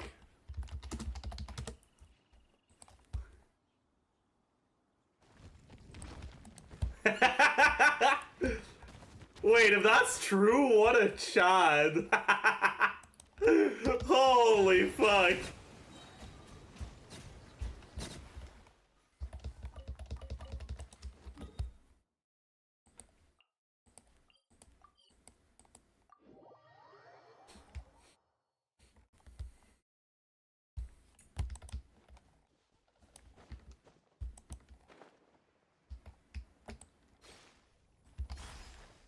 Fuck you.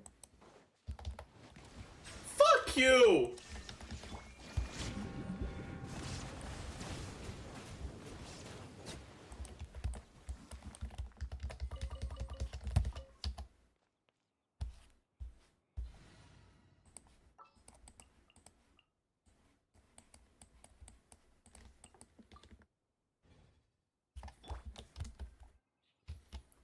Have you seen Zajef's Risley skill issue video? No, but we can take a look at it later.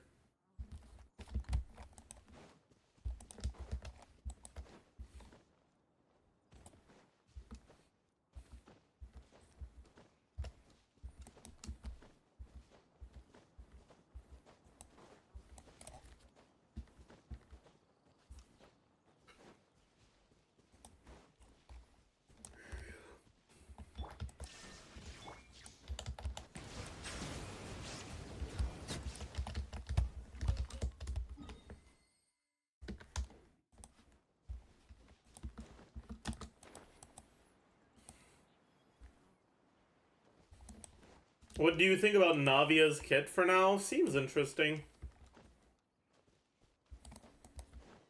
Hard to say how good it is before we have multipliers and footage for the normal attacks. But could be pretty good. Could be pretty bad. We'll see.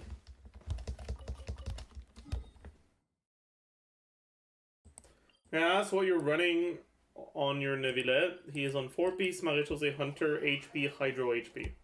No. Yes. Yes. Bro. Fuck you.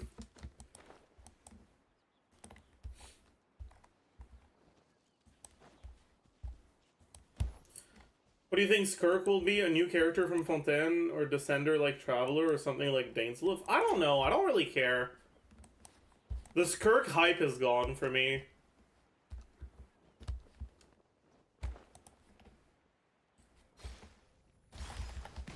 Just looks so fucking boring, man.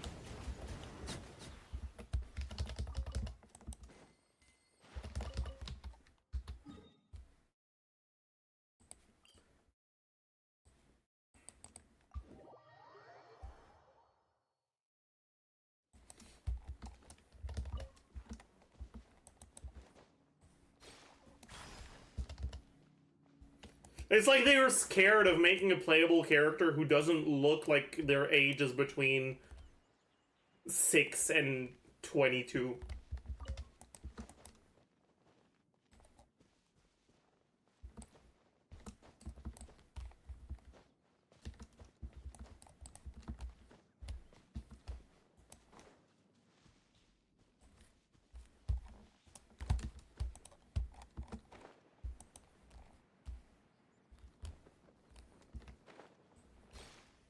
The Zajef wants a Kafka character. Kafka does not look old. What?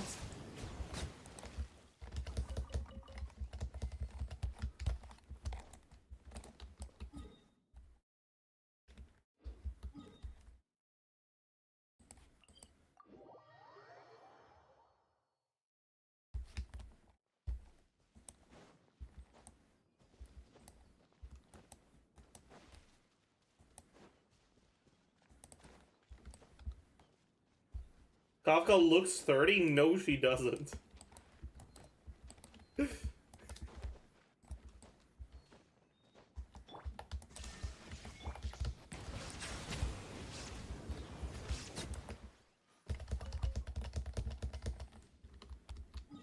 She looks like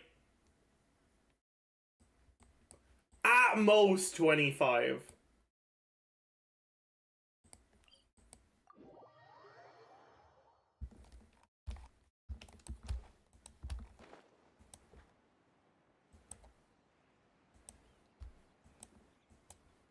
$35? No. What? Definitely not.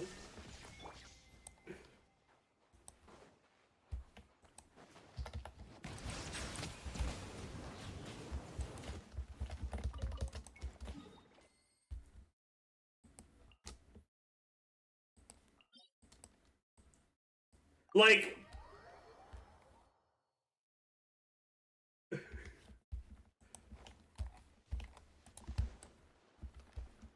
Kafka looks like she's the age where it's a 50-50 whether or not she gets carded at the bar.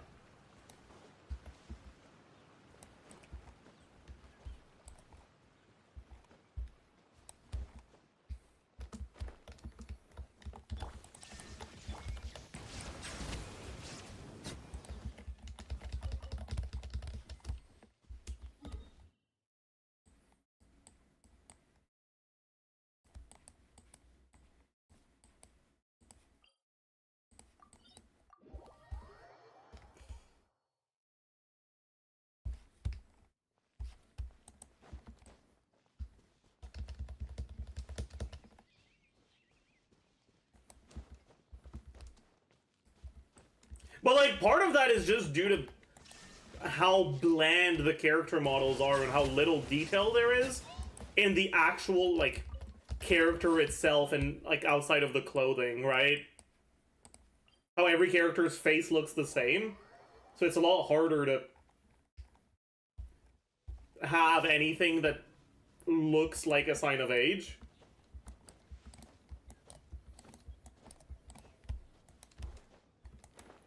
Right? And, like, at the end of the day, there's never really... If your models are that vague and that fucking... like, whatever, then there isn't gonna be a particularly large visual difference between a character who's 20 and a character who's 35. But they definitely didn't do anything with Kafka's design to try to make her look like she's on the older range of that, right?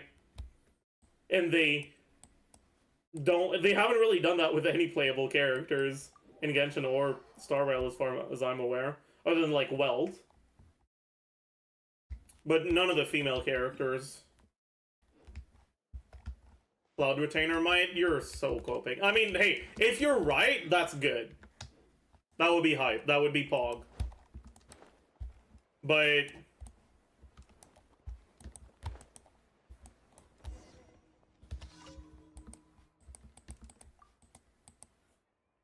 I doubt it.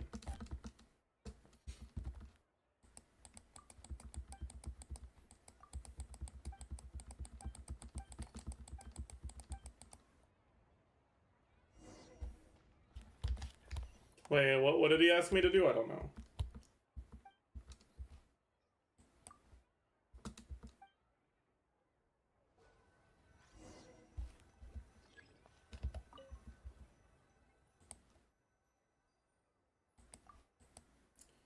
One extract, one milk, and then milk foam. Add coffee. Add milk. Add milk foam.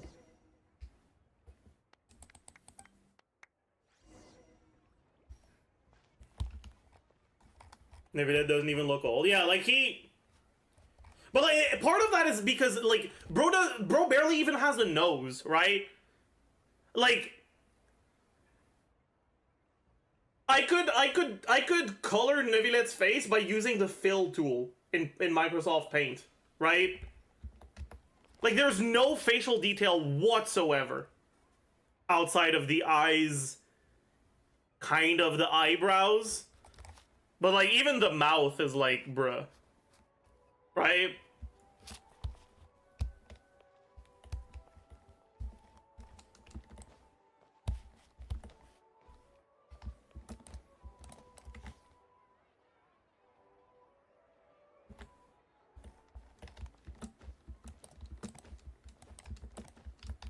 Isn't that most Genshin characters? Yeah, it is. And that's part of why none of the characters ever feel like they're actually old. How old does Zhongli look to me? Let me take a good look at him.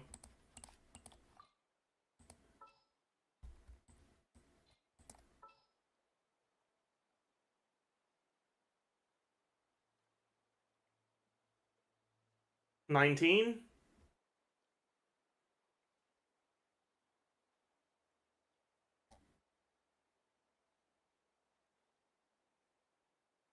Maybe?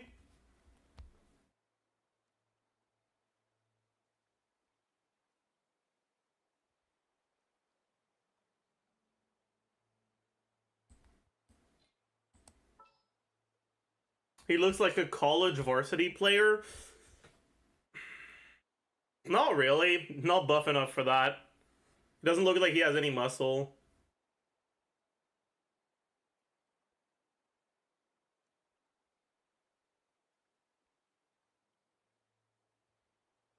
Yeah, the voice makes him sound a bit older. But, like, nothing about his face is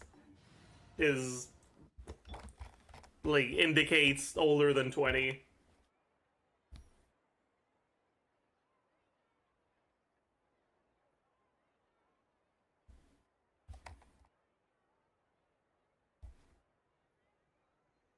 Like, he looks younger than me.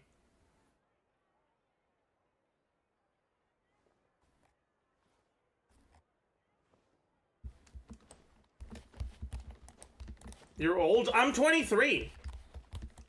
There were people in chat saying he looks 28.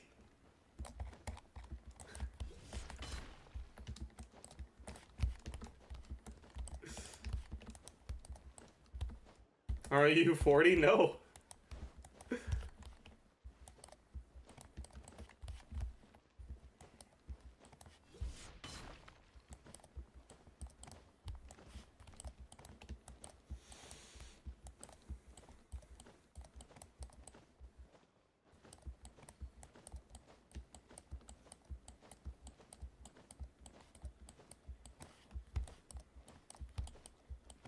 Who's older, me or Ziox? I'm older than Ziox by like 8 months.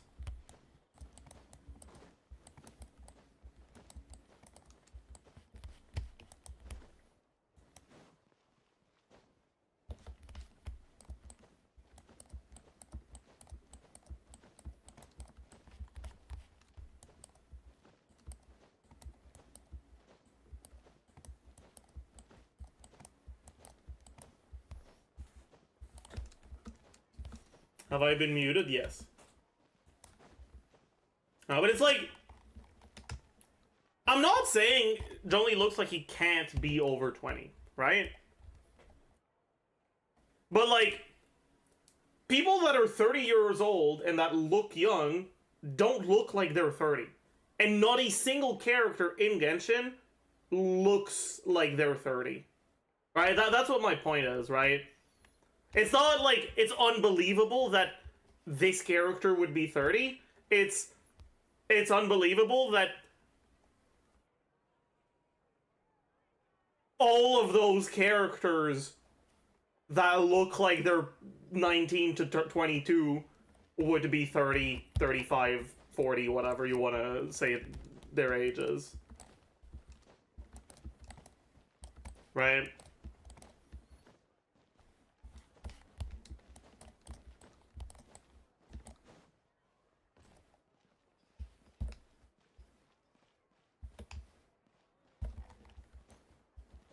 And that really just boils down to the fact that the faces just have no detail whatsoever.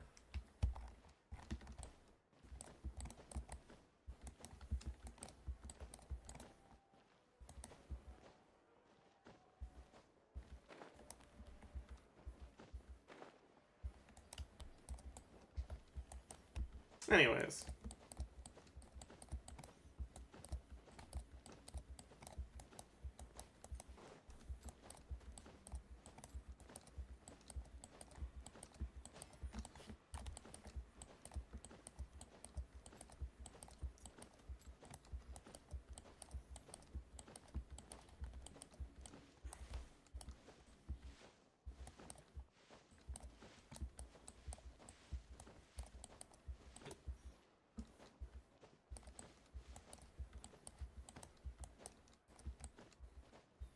Who is your favorite Harbinger? It's Pulcinella. And it is literally only because of what he looks like. It's a fucking break from the same 3 character designs for the first time in so long. And I just like that.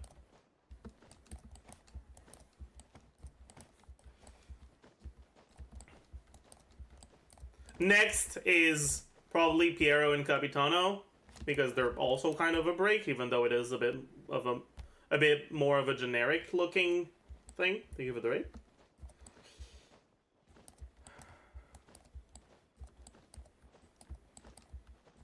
And my 4th favorite is probably Cendrone, because, or Cendrone, whatever, because Ruin Guard.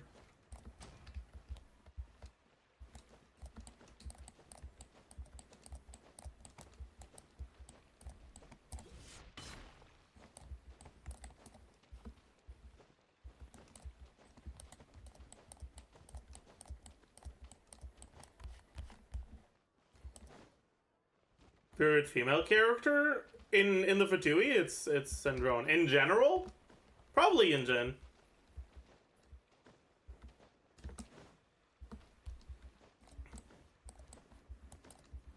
It's one of the very few characters that doesn't feel like it's just designed to appeal to the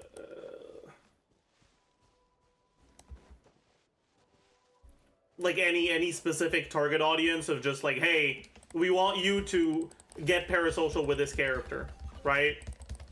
It's one of the very few characters that feel like it's a character that was designed with the intent, like with a specific intent in mind, that wasn't just, we want you to feel parasocial with them and want to roll for them.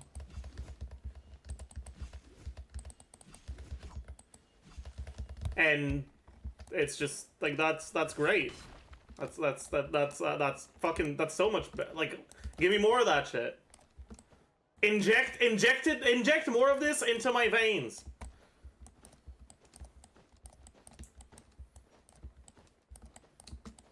It's meant to pander to Chinese opera lovers? Not really.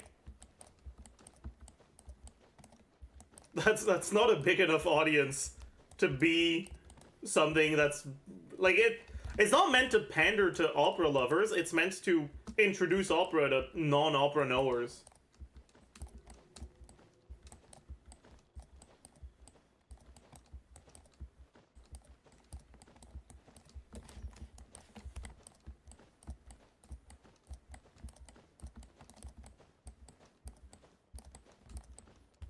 Like, Yunjin is not a character that's designed to satisfy people who know about Chinese opera.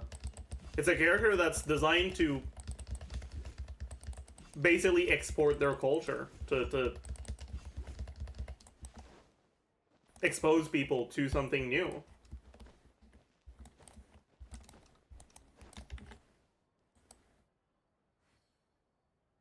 Sure.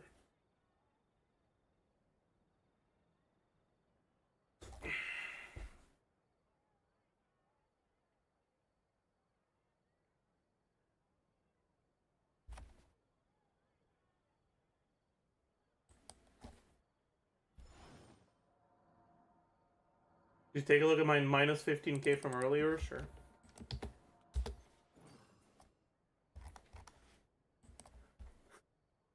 What is that?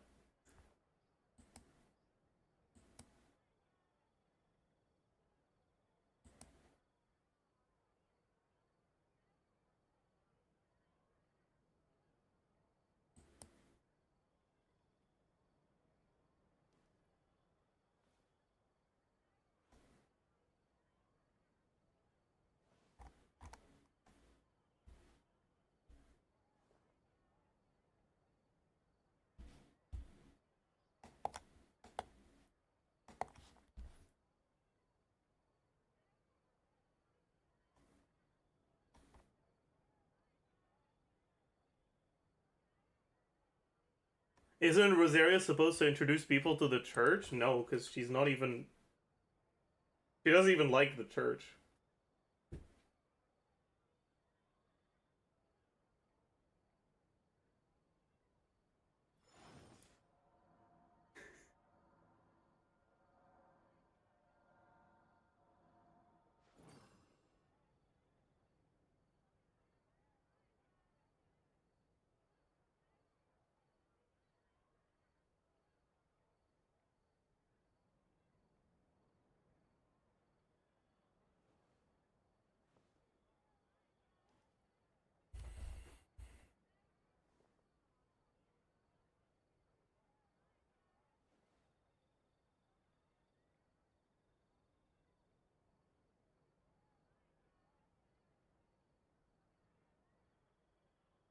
What are my thoughts on Furina as a character in the story?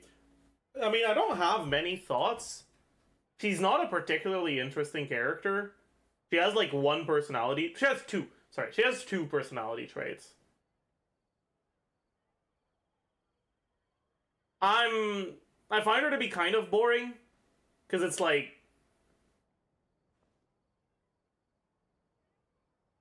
She's not exactly one-dimensional.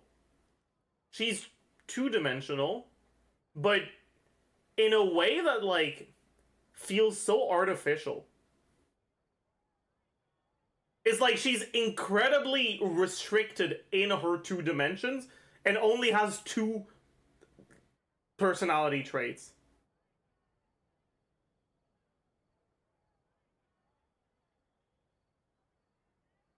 And part of that is probably just because we haven't seen that much of her. But so far, I don't feel very strongly about it, but I don't particularly like her.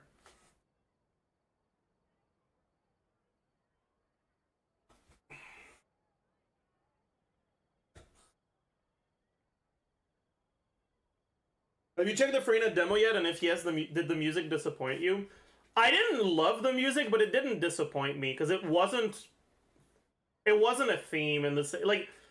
It didn't feel like it was meant to be a Furina OST like other demos feel like they're meant to be the character's OST, you know?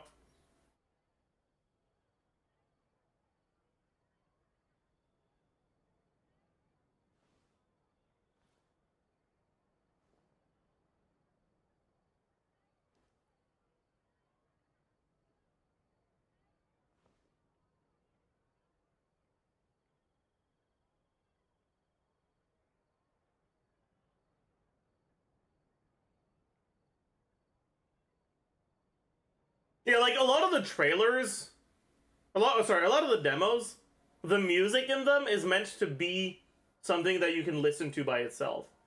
In the Furina demo, no, it isn't. But like, it's a different intent, so I can't really call it bad or disappointing. It's just not trying to do the same thing as other demos, and I think it does what it set out to do fairly well. So I do quite like it, even if I'm not that big of a fan of the music.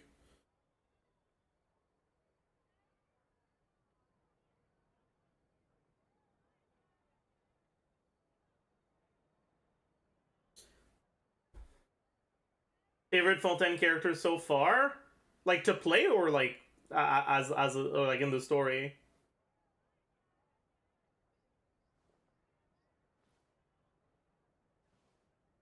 To play is probably Navillette. In the story,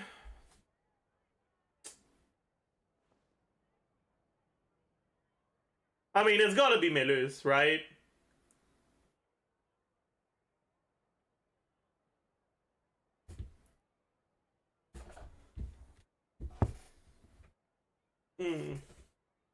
Melus and Silver? Not Silver. Silver is kind of boring. Silver's a gimmick, not a character.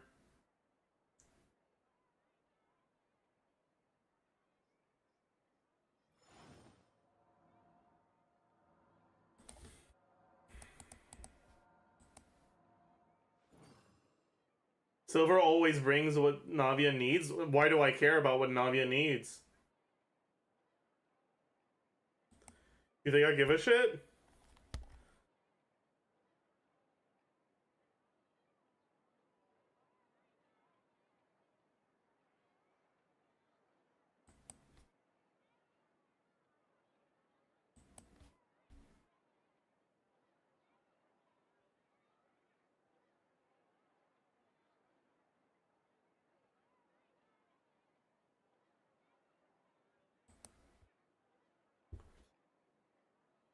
Wait, Zajef, you don't like Taylor Swift? I've already talked about this. Taylor Swift exists completely independently from me, and I exist completely independently from Taylor Swift. If Taylor Swift had been a fucking chef instead of an artist, it would not have changed my life in any way whatsoever.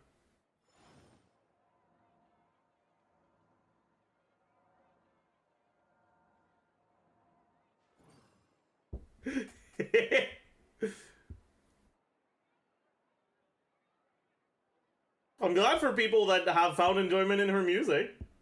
Personally, I don't listen to it. I don't really care. It is what it is.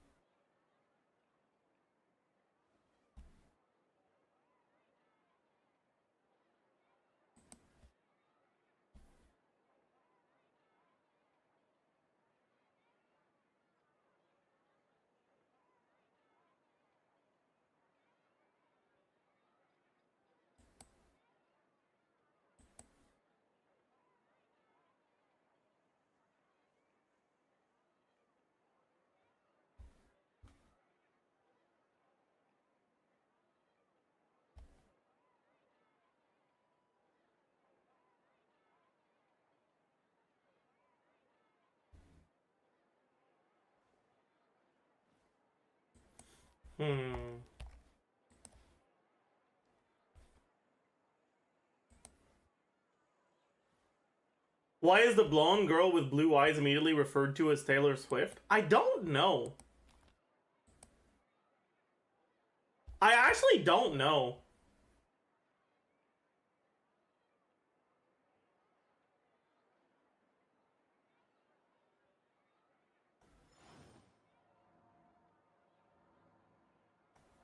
Like, what is Taylor Swift-esque about her?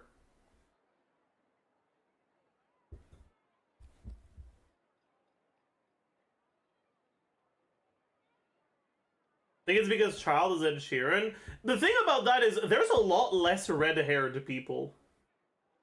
You know? Like, there are not a lot of ginger celebrities, you know?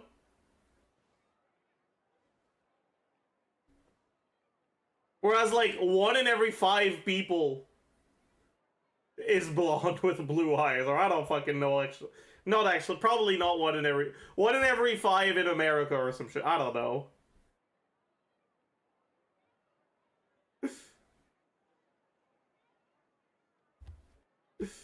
Zajef is male Taylor Swift. True. It's real. Chad, did you know I actually used to be blonde?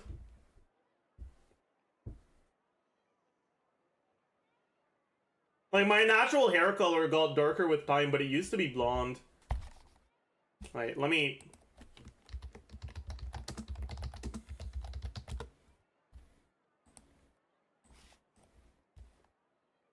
Let me see if I can find... I know I can, but let me... Yeah.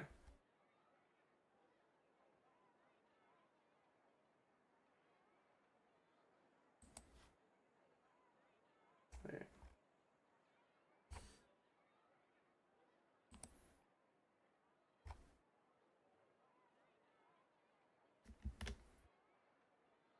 I actually can't believe that's me.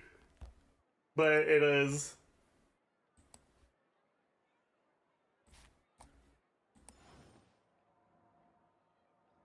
This is what I used to look like when I was young.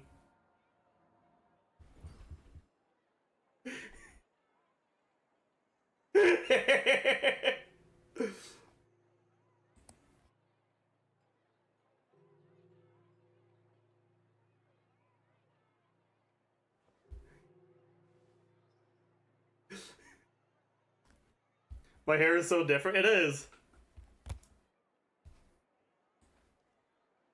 My eyes were also pretty blue.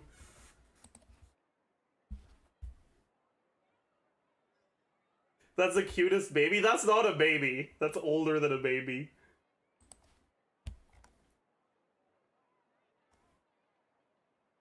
But yeah, I have a lot of pictures of me when I was younger.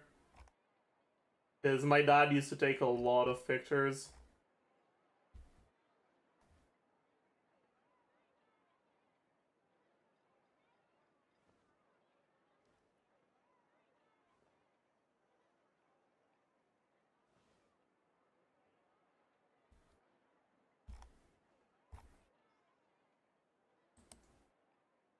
Damn.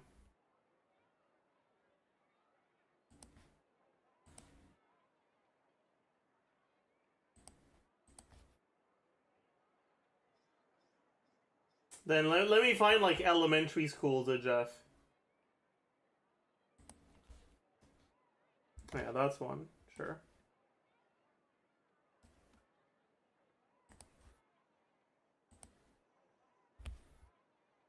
This is elementary school age, the Jeff. And as you can see, my hair is starting to darken.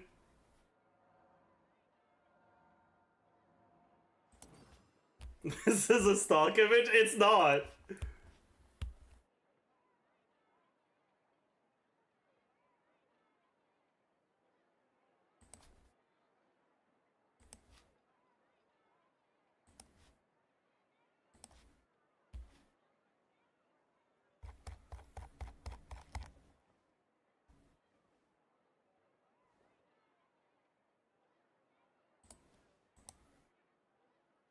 I've got this one.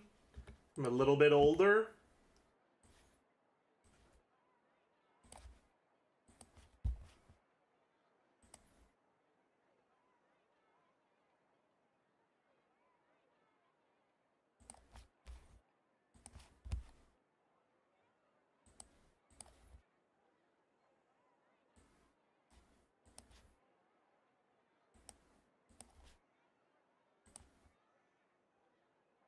It's AI, I swear. It's not.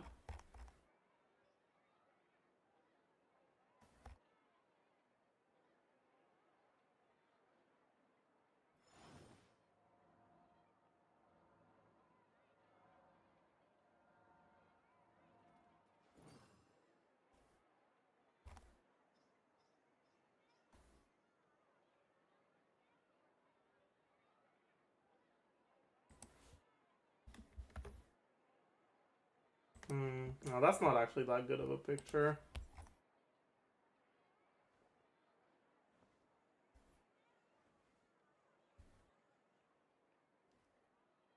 And then you've got high school, like early high school Zajef, which looks omega cringe.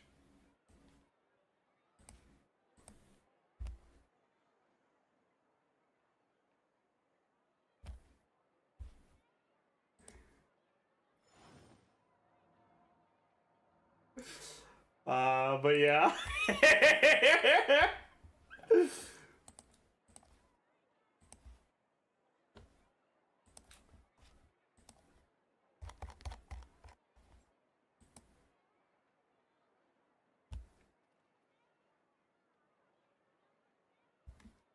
Then you have end of high school Zajef. Ready for prom.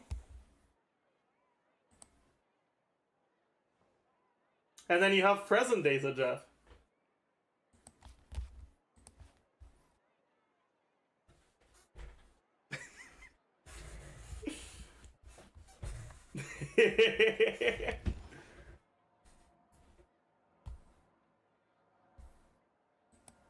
What year was the last pick? 2017? 2018? 2017.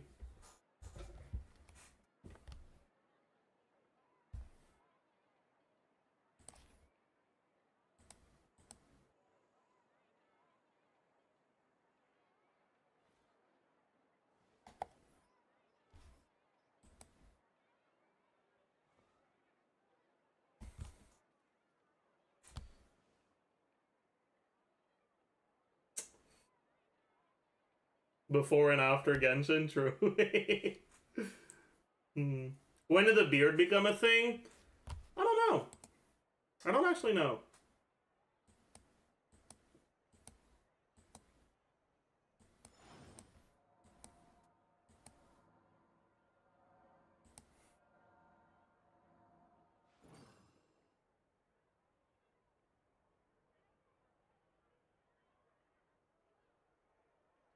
Did you play League back then? Yes, I did.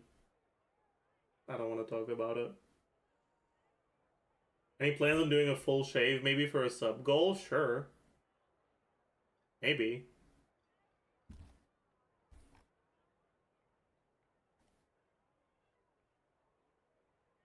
Bald reveal? Oh, yeah.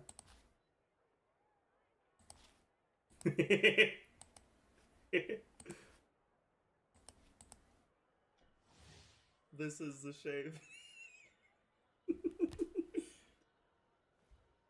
Rouge.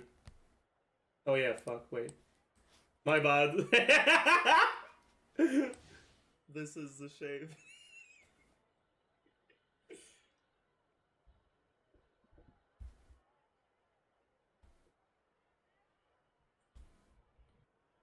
When was this? A year ago? Maybe? This is the shave.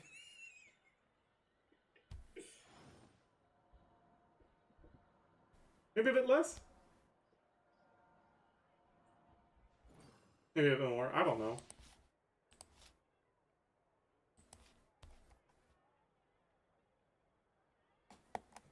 What was the reason I shaved? It was a sub goal. Do I like my hair long or short? I kind of don't care.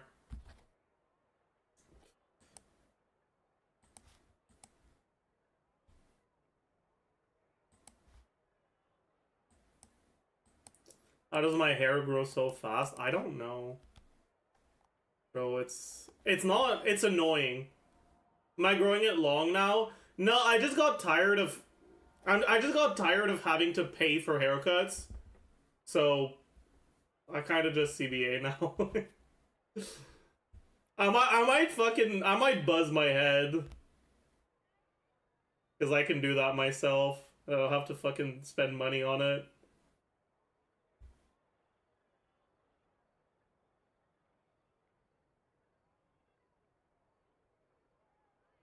Waiting until the balding kicks in. I wouldn't mind balding because I think my head shape is pretty nice. So I look fine bald.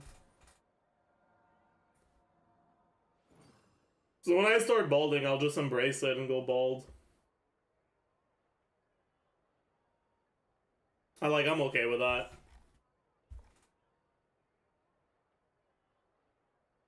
I'm already kind of balding, you know? Like, my hairline is a little... I guess it's not that bad, but it's not great, you know?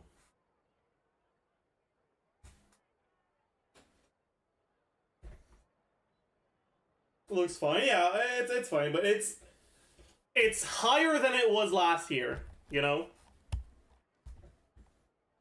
It's not too bad yet, but...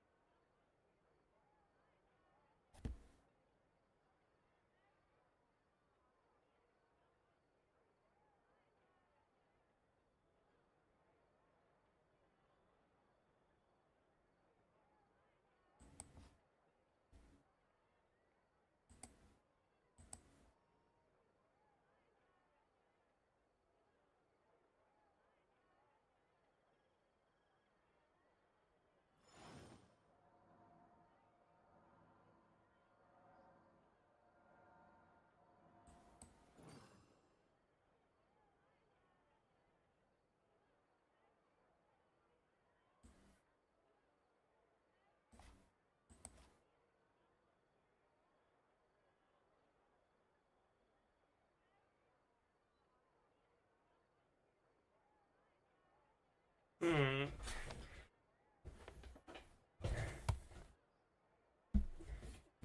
Ugh.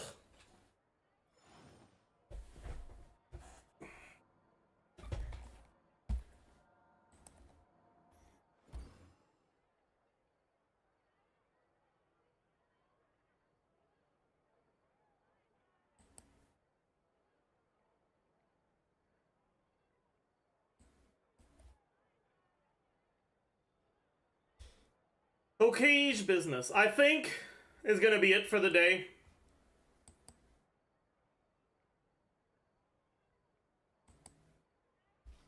I gotta finish my commissions. Ugh, I'll do that. And then it'll be it for the day.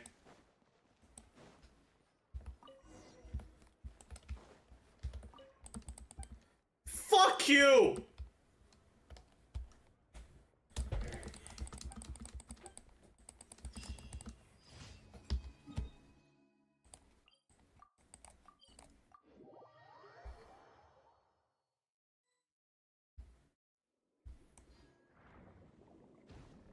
Hey. Oh no, I'm dying. Where's the crab?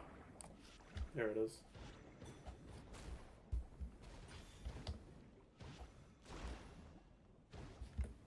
What? It didn't reach? Omega cringe.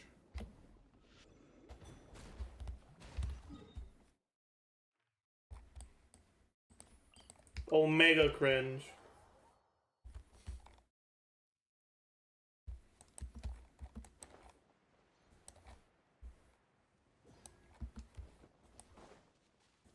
I might do some RuneScape before I end stream.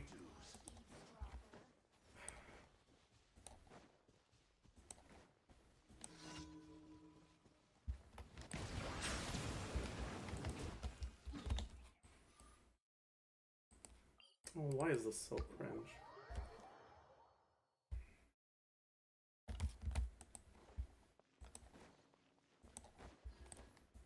Watch Wild Scale Issue video, maybe another time.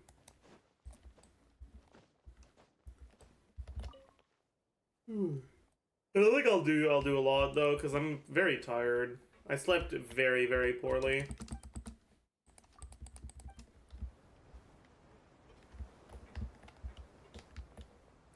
Aquabus. This commission is literally the only purpose for the Aquabus.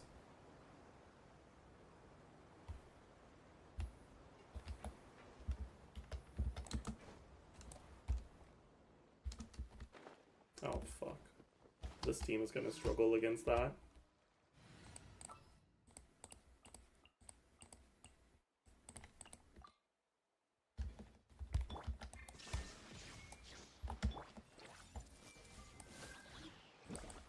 can't.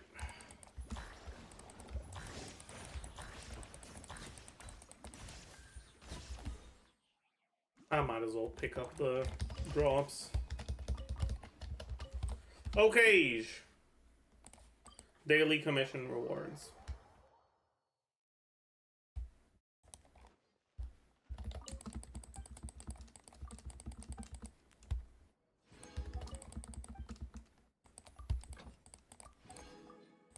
I don't know what it is about OkaygeBusiness that makes it such a great emote, but it's such a great emote. Wouldn't you guys agree? There's just something about OkaygeBusiness and saying OkaygeBusiness. Anyways. That's it for the Genshin for the day. OSRS.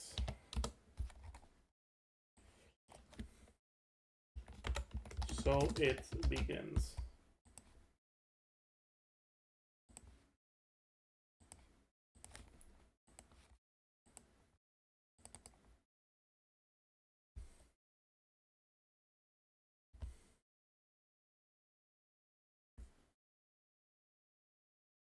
Thoughts on Noel, Goro, Furina, Bennett? I wouldn't use Bennett. I'd use a different unit, but it's alright. What begins?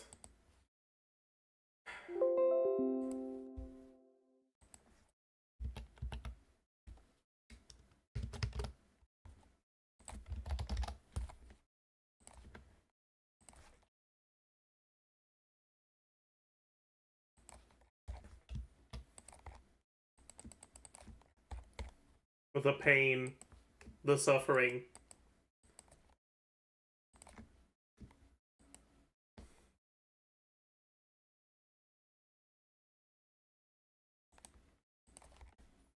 The grind. Wait, if I... Okay. It's here. Alright, cool.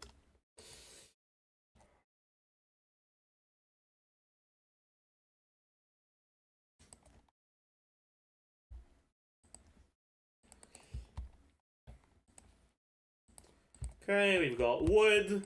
We've got wood. Okay, well that's not an amazing start, but it's fine.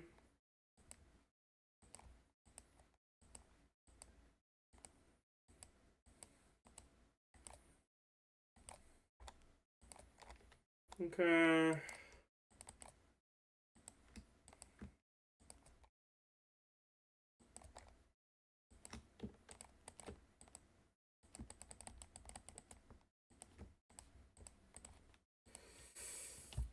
That's fine, I guess.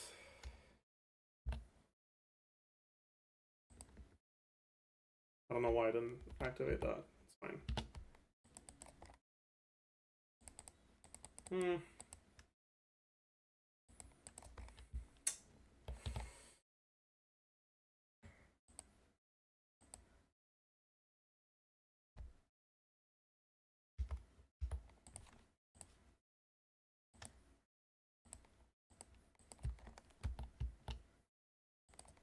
There we go. We got the mining. Okay. Things are looking alright. What am I doing? I am doing the Corrupted Gauntlet.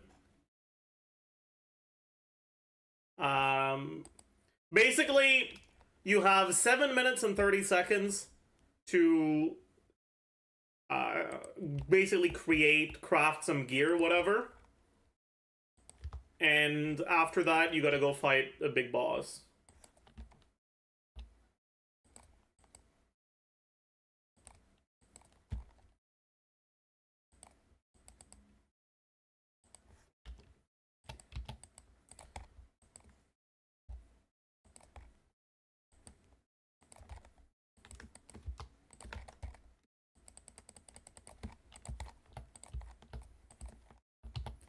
I have one too many of these.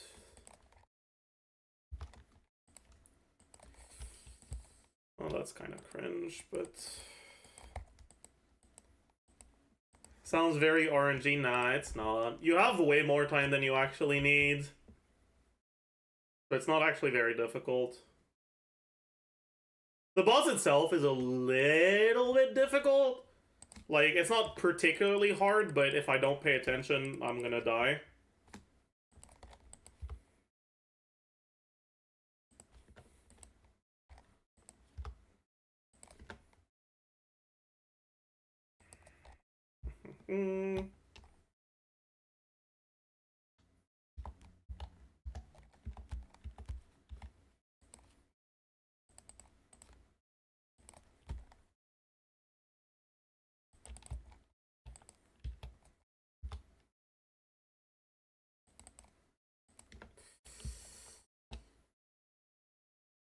Corrupted Gauntlet is a consumer of hardcore Iron Man. Yeah, but I'm not a hardcore, so I don't care.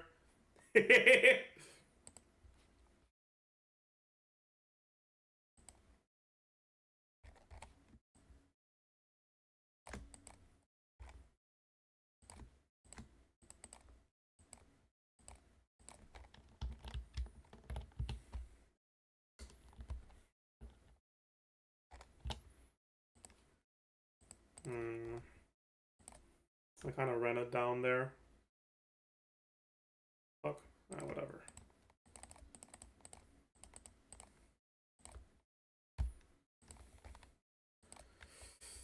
I can just... Actually, I need one more of these.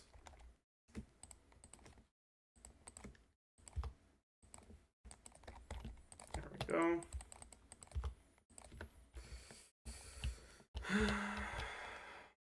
What's the goal of the playthrough? Is there an item? Yeah.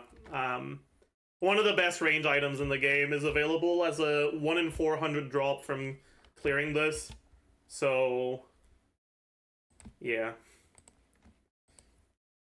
You know what? I don't want to have to go find the fucking staff upgrade. I'm just gonna do range and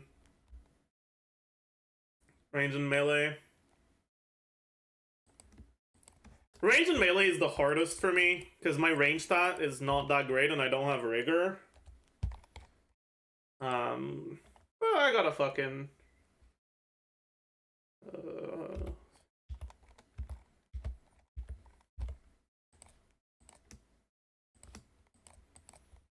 So I'll try to go a little bit overboard on the food, maybe. Just in case.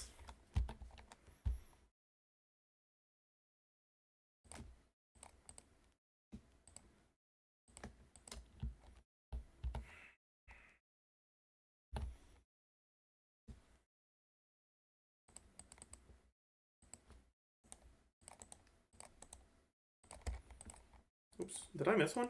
No, I didn't. That's fine. Could have kept the crystal, but whatever.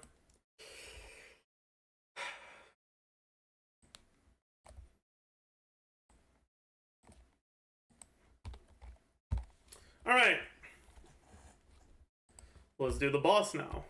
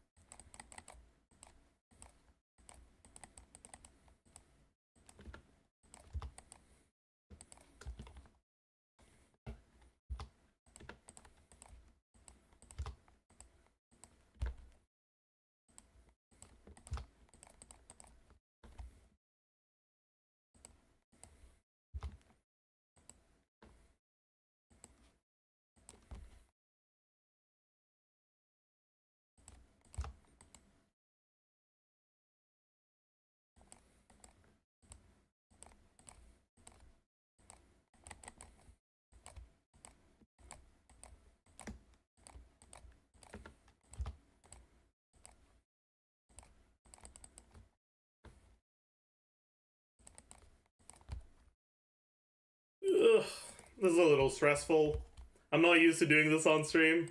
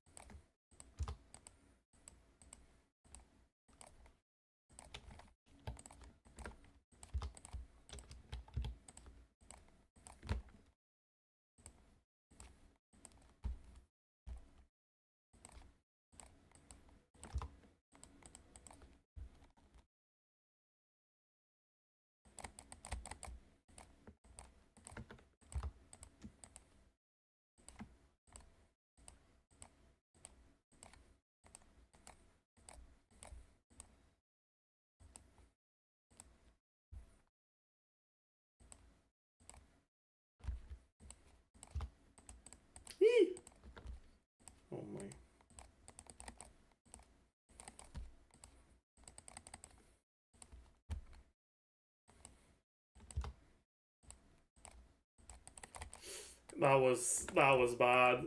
I ran it down. It's fine. Just don't panic.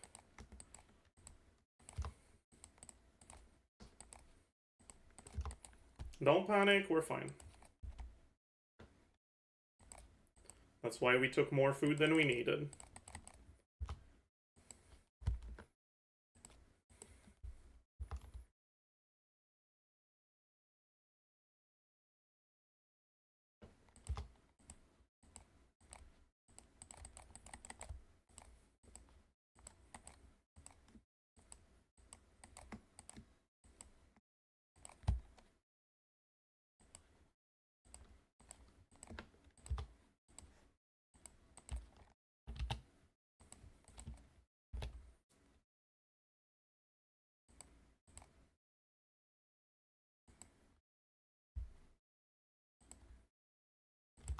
There we go.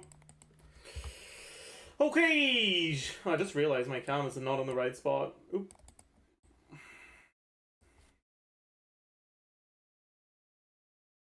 Alright. 1 in 400, true. Pog. Nope. And we go back in. But yeah, I can try to walk you guys through what I'm doing if you want. So, you have to like scout the rooms by clicking on the thingies, like on the side of the wall that leads to the room, right? And this is what the map looks like. I need to get 3 of each resource. There's 3 different types. There's basically wood, rock, and the white stuff. It's like farming things, but I don't really care. It's the white stuff.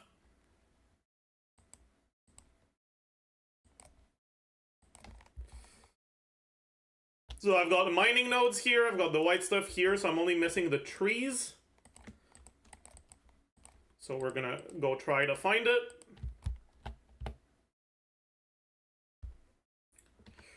But on the way to trying to find it, by lighting up some nodes, we're gonna pick up the materials we need. Okay. And then, okay. After that, I'm gonna have to go get my weapon upgrades by killing the mini-bosses. That's one of them. That's the one that gives you the ranged weapon upgrade. I need to get 2 weapon upgrades, ideally. Okay, there we go. And once I have my weapon upgrade and all my resources... The resources help you get the, they let you make the armor. Once I have my armor and my weapon, I need some fish, so I'm fishing right now because there's a fishing node right here, so, and it's on my way, and I have the inventory space. And I need to make some prayer potions by picking up these herbs. I need a total of 3 prayer potions at my prayer level. I'm being a little corned, though. I don't know why I went that way. It's okay, though. Okay, so I need a weapon. Because there's the dark beast, I'm gonna make the bow. I need my armor, and at least 1 vial. I'm gonna check what's in here. Hopefully there's a mini-boss. There can only be mini-bosses in some of the rooms, right? The rooms that are in red here. So the like, side rooms like there. Oh, this is really good. I got both of the better mini-bosses to have. The dragon is good because he gives you the mage weapon, and the dark beast is good because it gives you the range weapon. And the melee weapon is a little cringe to use because you have to be in melee range to use it, and it doesn't do much more damage, so it's kind of not really worth it.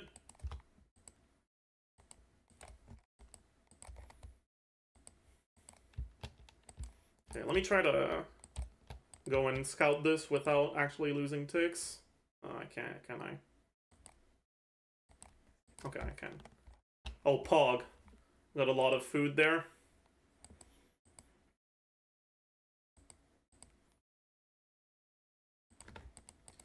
Okay, that's good. That's good stuff. I can drop my pickaxe and my axe because I have already gotten the nodes. I can drop one of the weapon frames. Can fill this up. Very cool.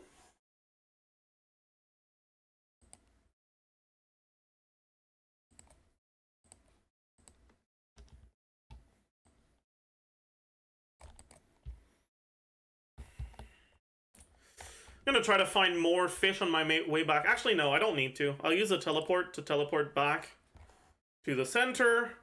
I'll upgrade my weapons. Alright, so I can finally get the max upgrade for the bow. I can make the staff, get the max upgrade for the staff, make 2 more vials.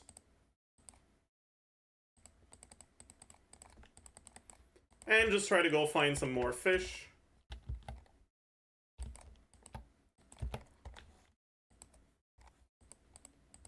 I'd like to be a little bit comfortable, get at least 2 more fishing spots.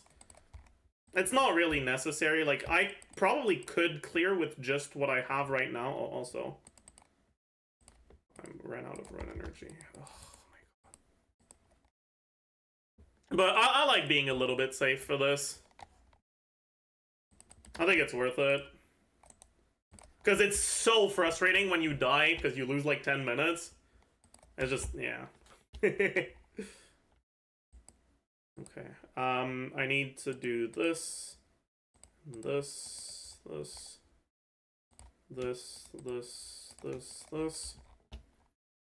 I need to find one more. Oh. If I don't find it here, I'll just fucking... Okay, there it is.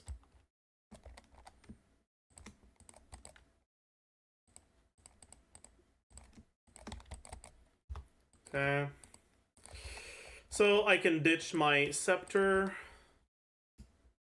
I can ditch the pestle and mortar. And I can ditch the harpoon. Get the paddlefish and run back to the starting area. Cook all my fish and then go into the fight. I should probably be protecting melee right now to avoid damage from these, but I got lucky, so it's fine.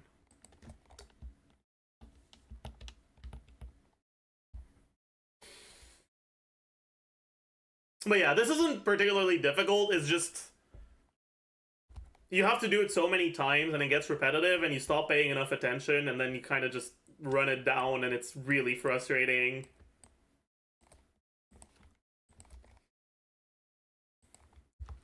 Okay.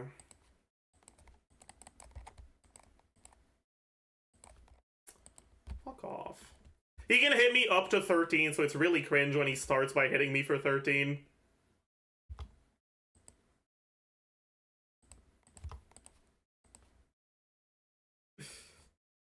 Yeah, that pink attack right there, it turns off my prayer, and I have to reactivate it before its next attack. And I have to always be praying for the right type of attack, otherwise I'm gonna fucking die.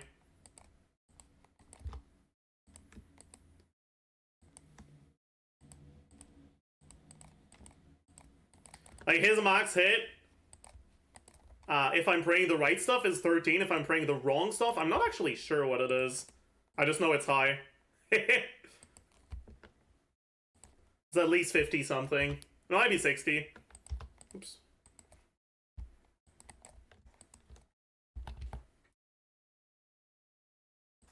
Haven't gotten the luckiest hits so far, but...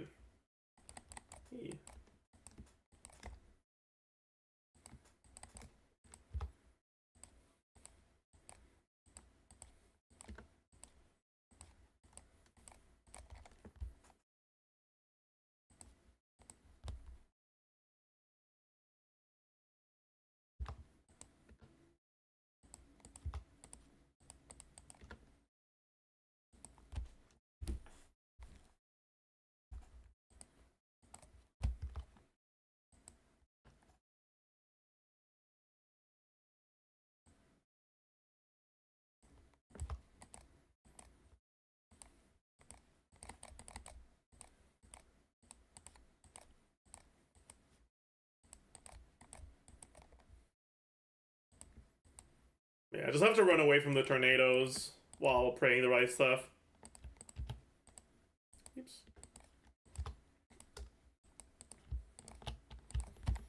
And make sure I don't let myself die.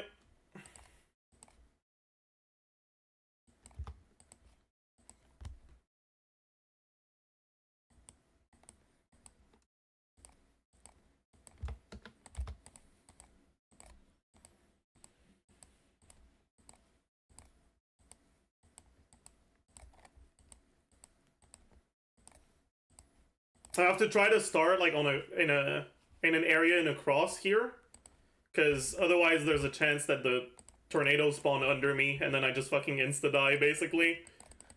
Well, it's not insta die. Like you're allowed to make a few mistakes. It's just okay, Pog.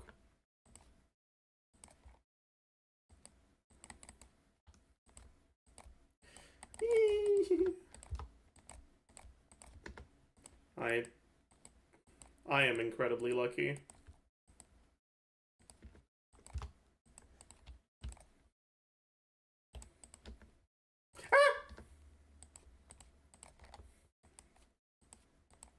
Bro, I think I got chance multiple times there, I'm gonna be honest.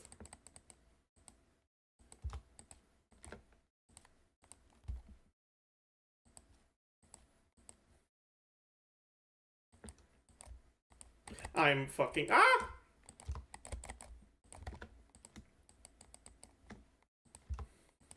But yeah, like as you can see, I'm not doing it very well, and I'm still not dying because I'm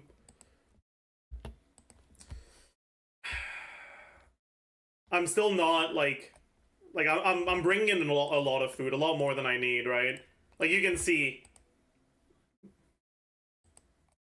I'm finishing here, and I still have like 11 foods in my inventory.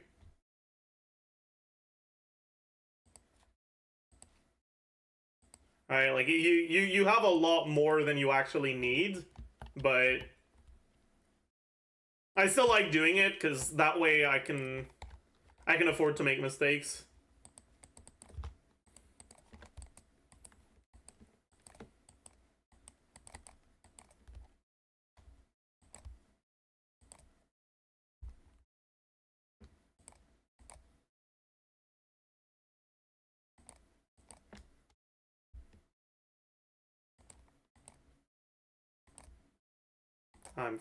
I'm so dumb.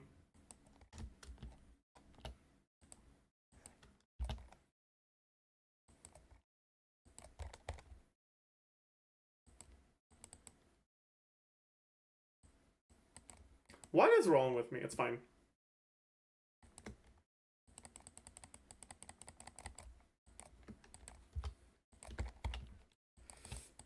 Okay. So, need to find the mining and the white stuff. I'm kind of already pretty high on fish. I'll get this, but I'm not gonna get the others.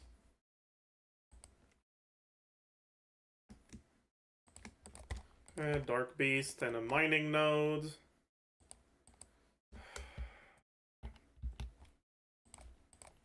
Bro, hello? Oh no, it's Dragon, not Dark Beast. I'm fucking orange. Oh, whatever.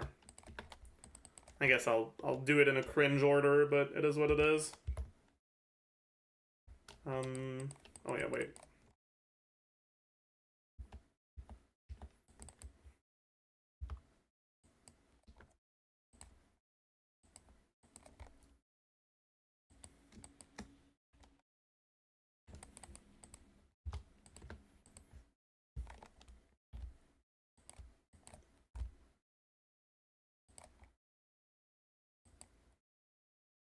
I kind of want to get that.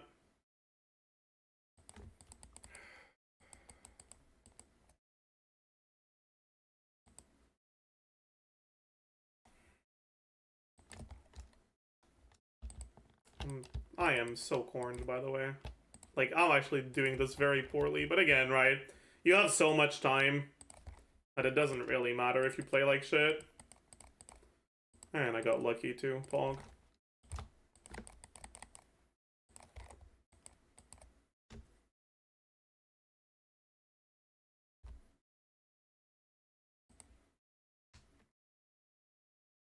I don't have the mining stuff yet, but I'm not gonna need this.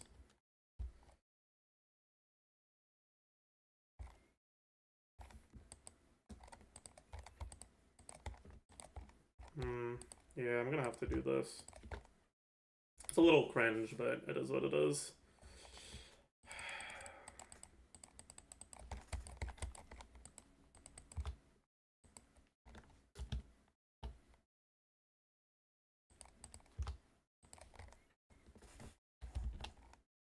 Yeah, I need to find more herbs for the potions. And I need to mine that.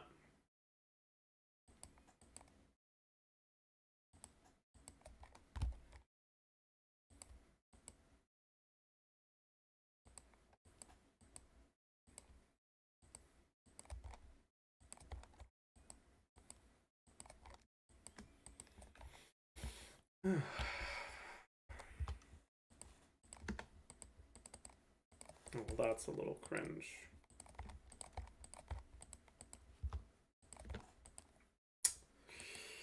I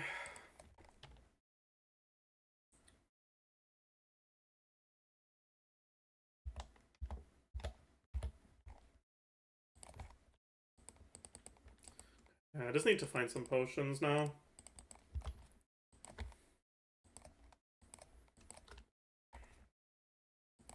Although that may be easier said. There we go, never mind. I was gonna say that may be easier said than done, and then there's two of them here. Okay,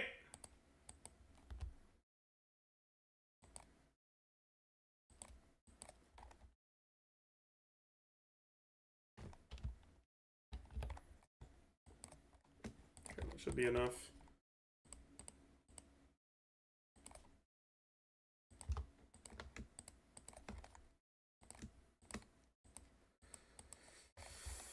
Yeah. Okay, let me make the bow. Oh, I don't have a weapon frame. Shit. Okay, it's fine. I can get one from these.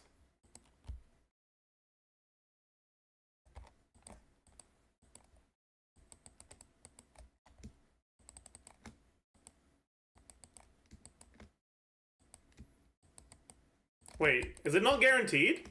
Ah, shit. Ah, shit. Bro, okay, that's cringe. I thought it was guaranteed after the third one, but I guess it's only for the third one. This one is guaranteed. What? Hello? Where the fuck is my weapon frame? My god. I'll just grab the one from earlier. Whatever. But yeah, so like, even with that, I still have more than enough time, so... Average Zajef luck. That wasn't bad luck, that was bad play.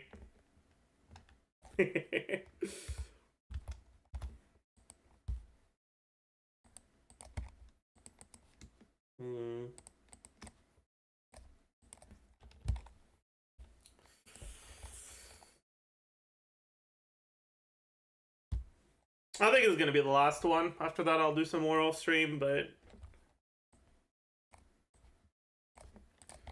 Okay, we gotta start with this. And this.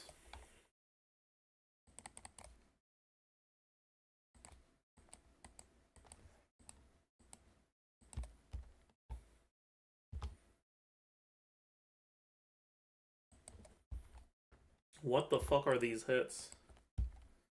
Hello? What are these hits? Hello? Am I ever gonna deal damage to it?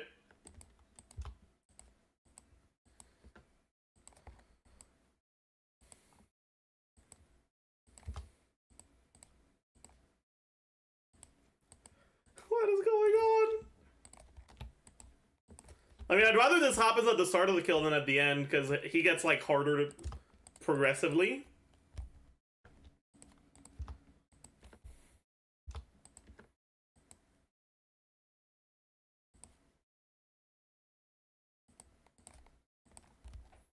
But like, what is this, man? Eee. Okay.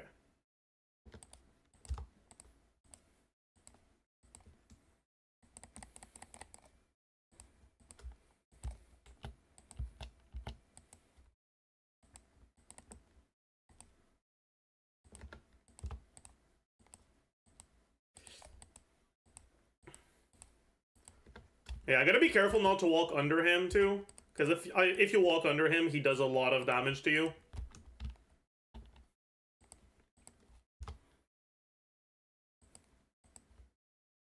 Oops.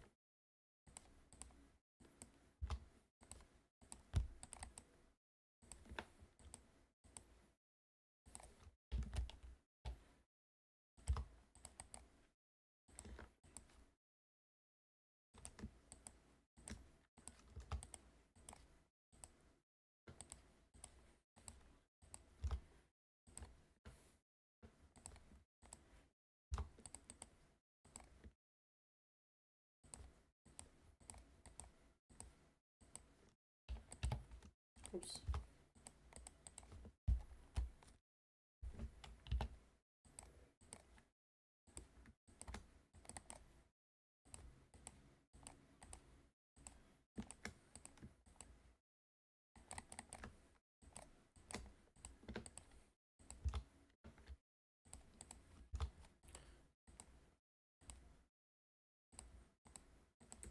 Okay, that was fucking scary.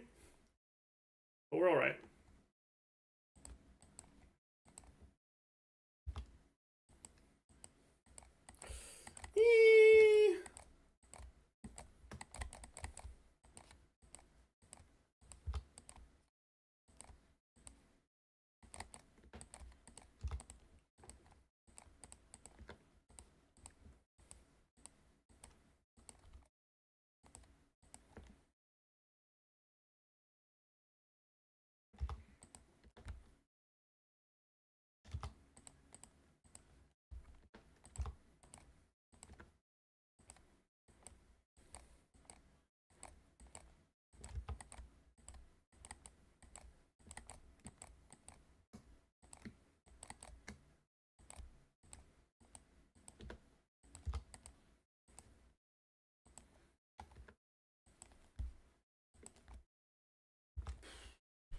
That was Omega scuffed. That was like actually Omega scuffed. Holy shit. It's okay. Scuffed gets stuff. Okay, it doesn't.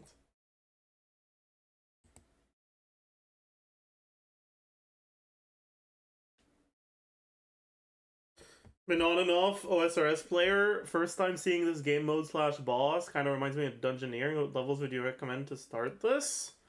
You do want to have fairly high range and mage. And also, like, defense. I'd say you... Because, like, I started doing this with these stats, right? So I don't know how much you actually need for it to be playable. One thing, though, is... Like, I have, like, 2 minutes left for my prep. You can do prep with, like, stronger armor. I'm using tier 1 armor. You can use tier 2 armor, which reduces his max hit to 10 instead of 13. And which makes it more likely that he hits you for a 0. So, for this strategy, you probably kind of have to have at least, like, 80 plus. If you do tier 2, you should be able to get away with, like, 70. But you probably still need, like, to play really well. But yeah. I'm not the best person to ask, though, because I've only started it, like, 2 days ago. This is my 3rd day. I've done 56 in 3 days. Aware. Anyways, that's gonna be it for the day. I hope you all enjoyed your stay, and I will see you guys in the next one.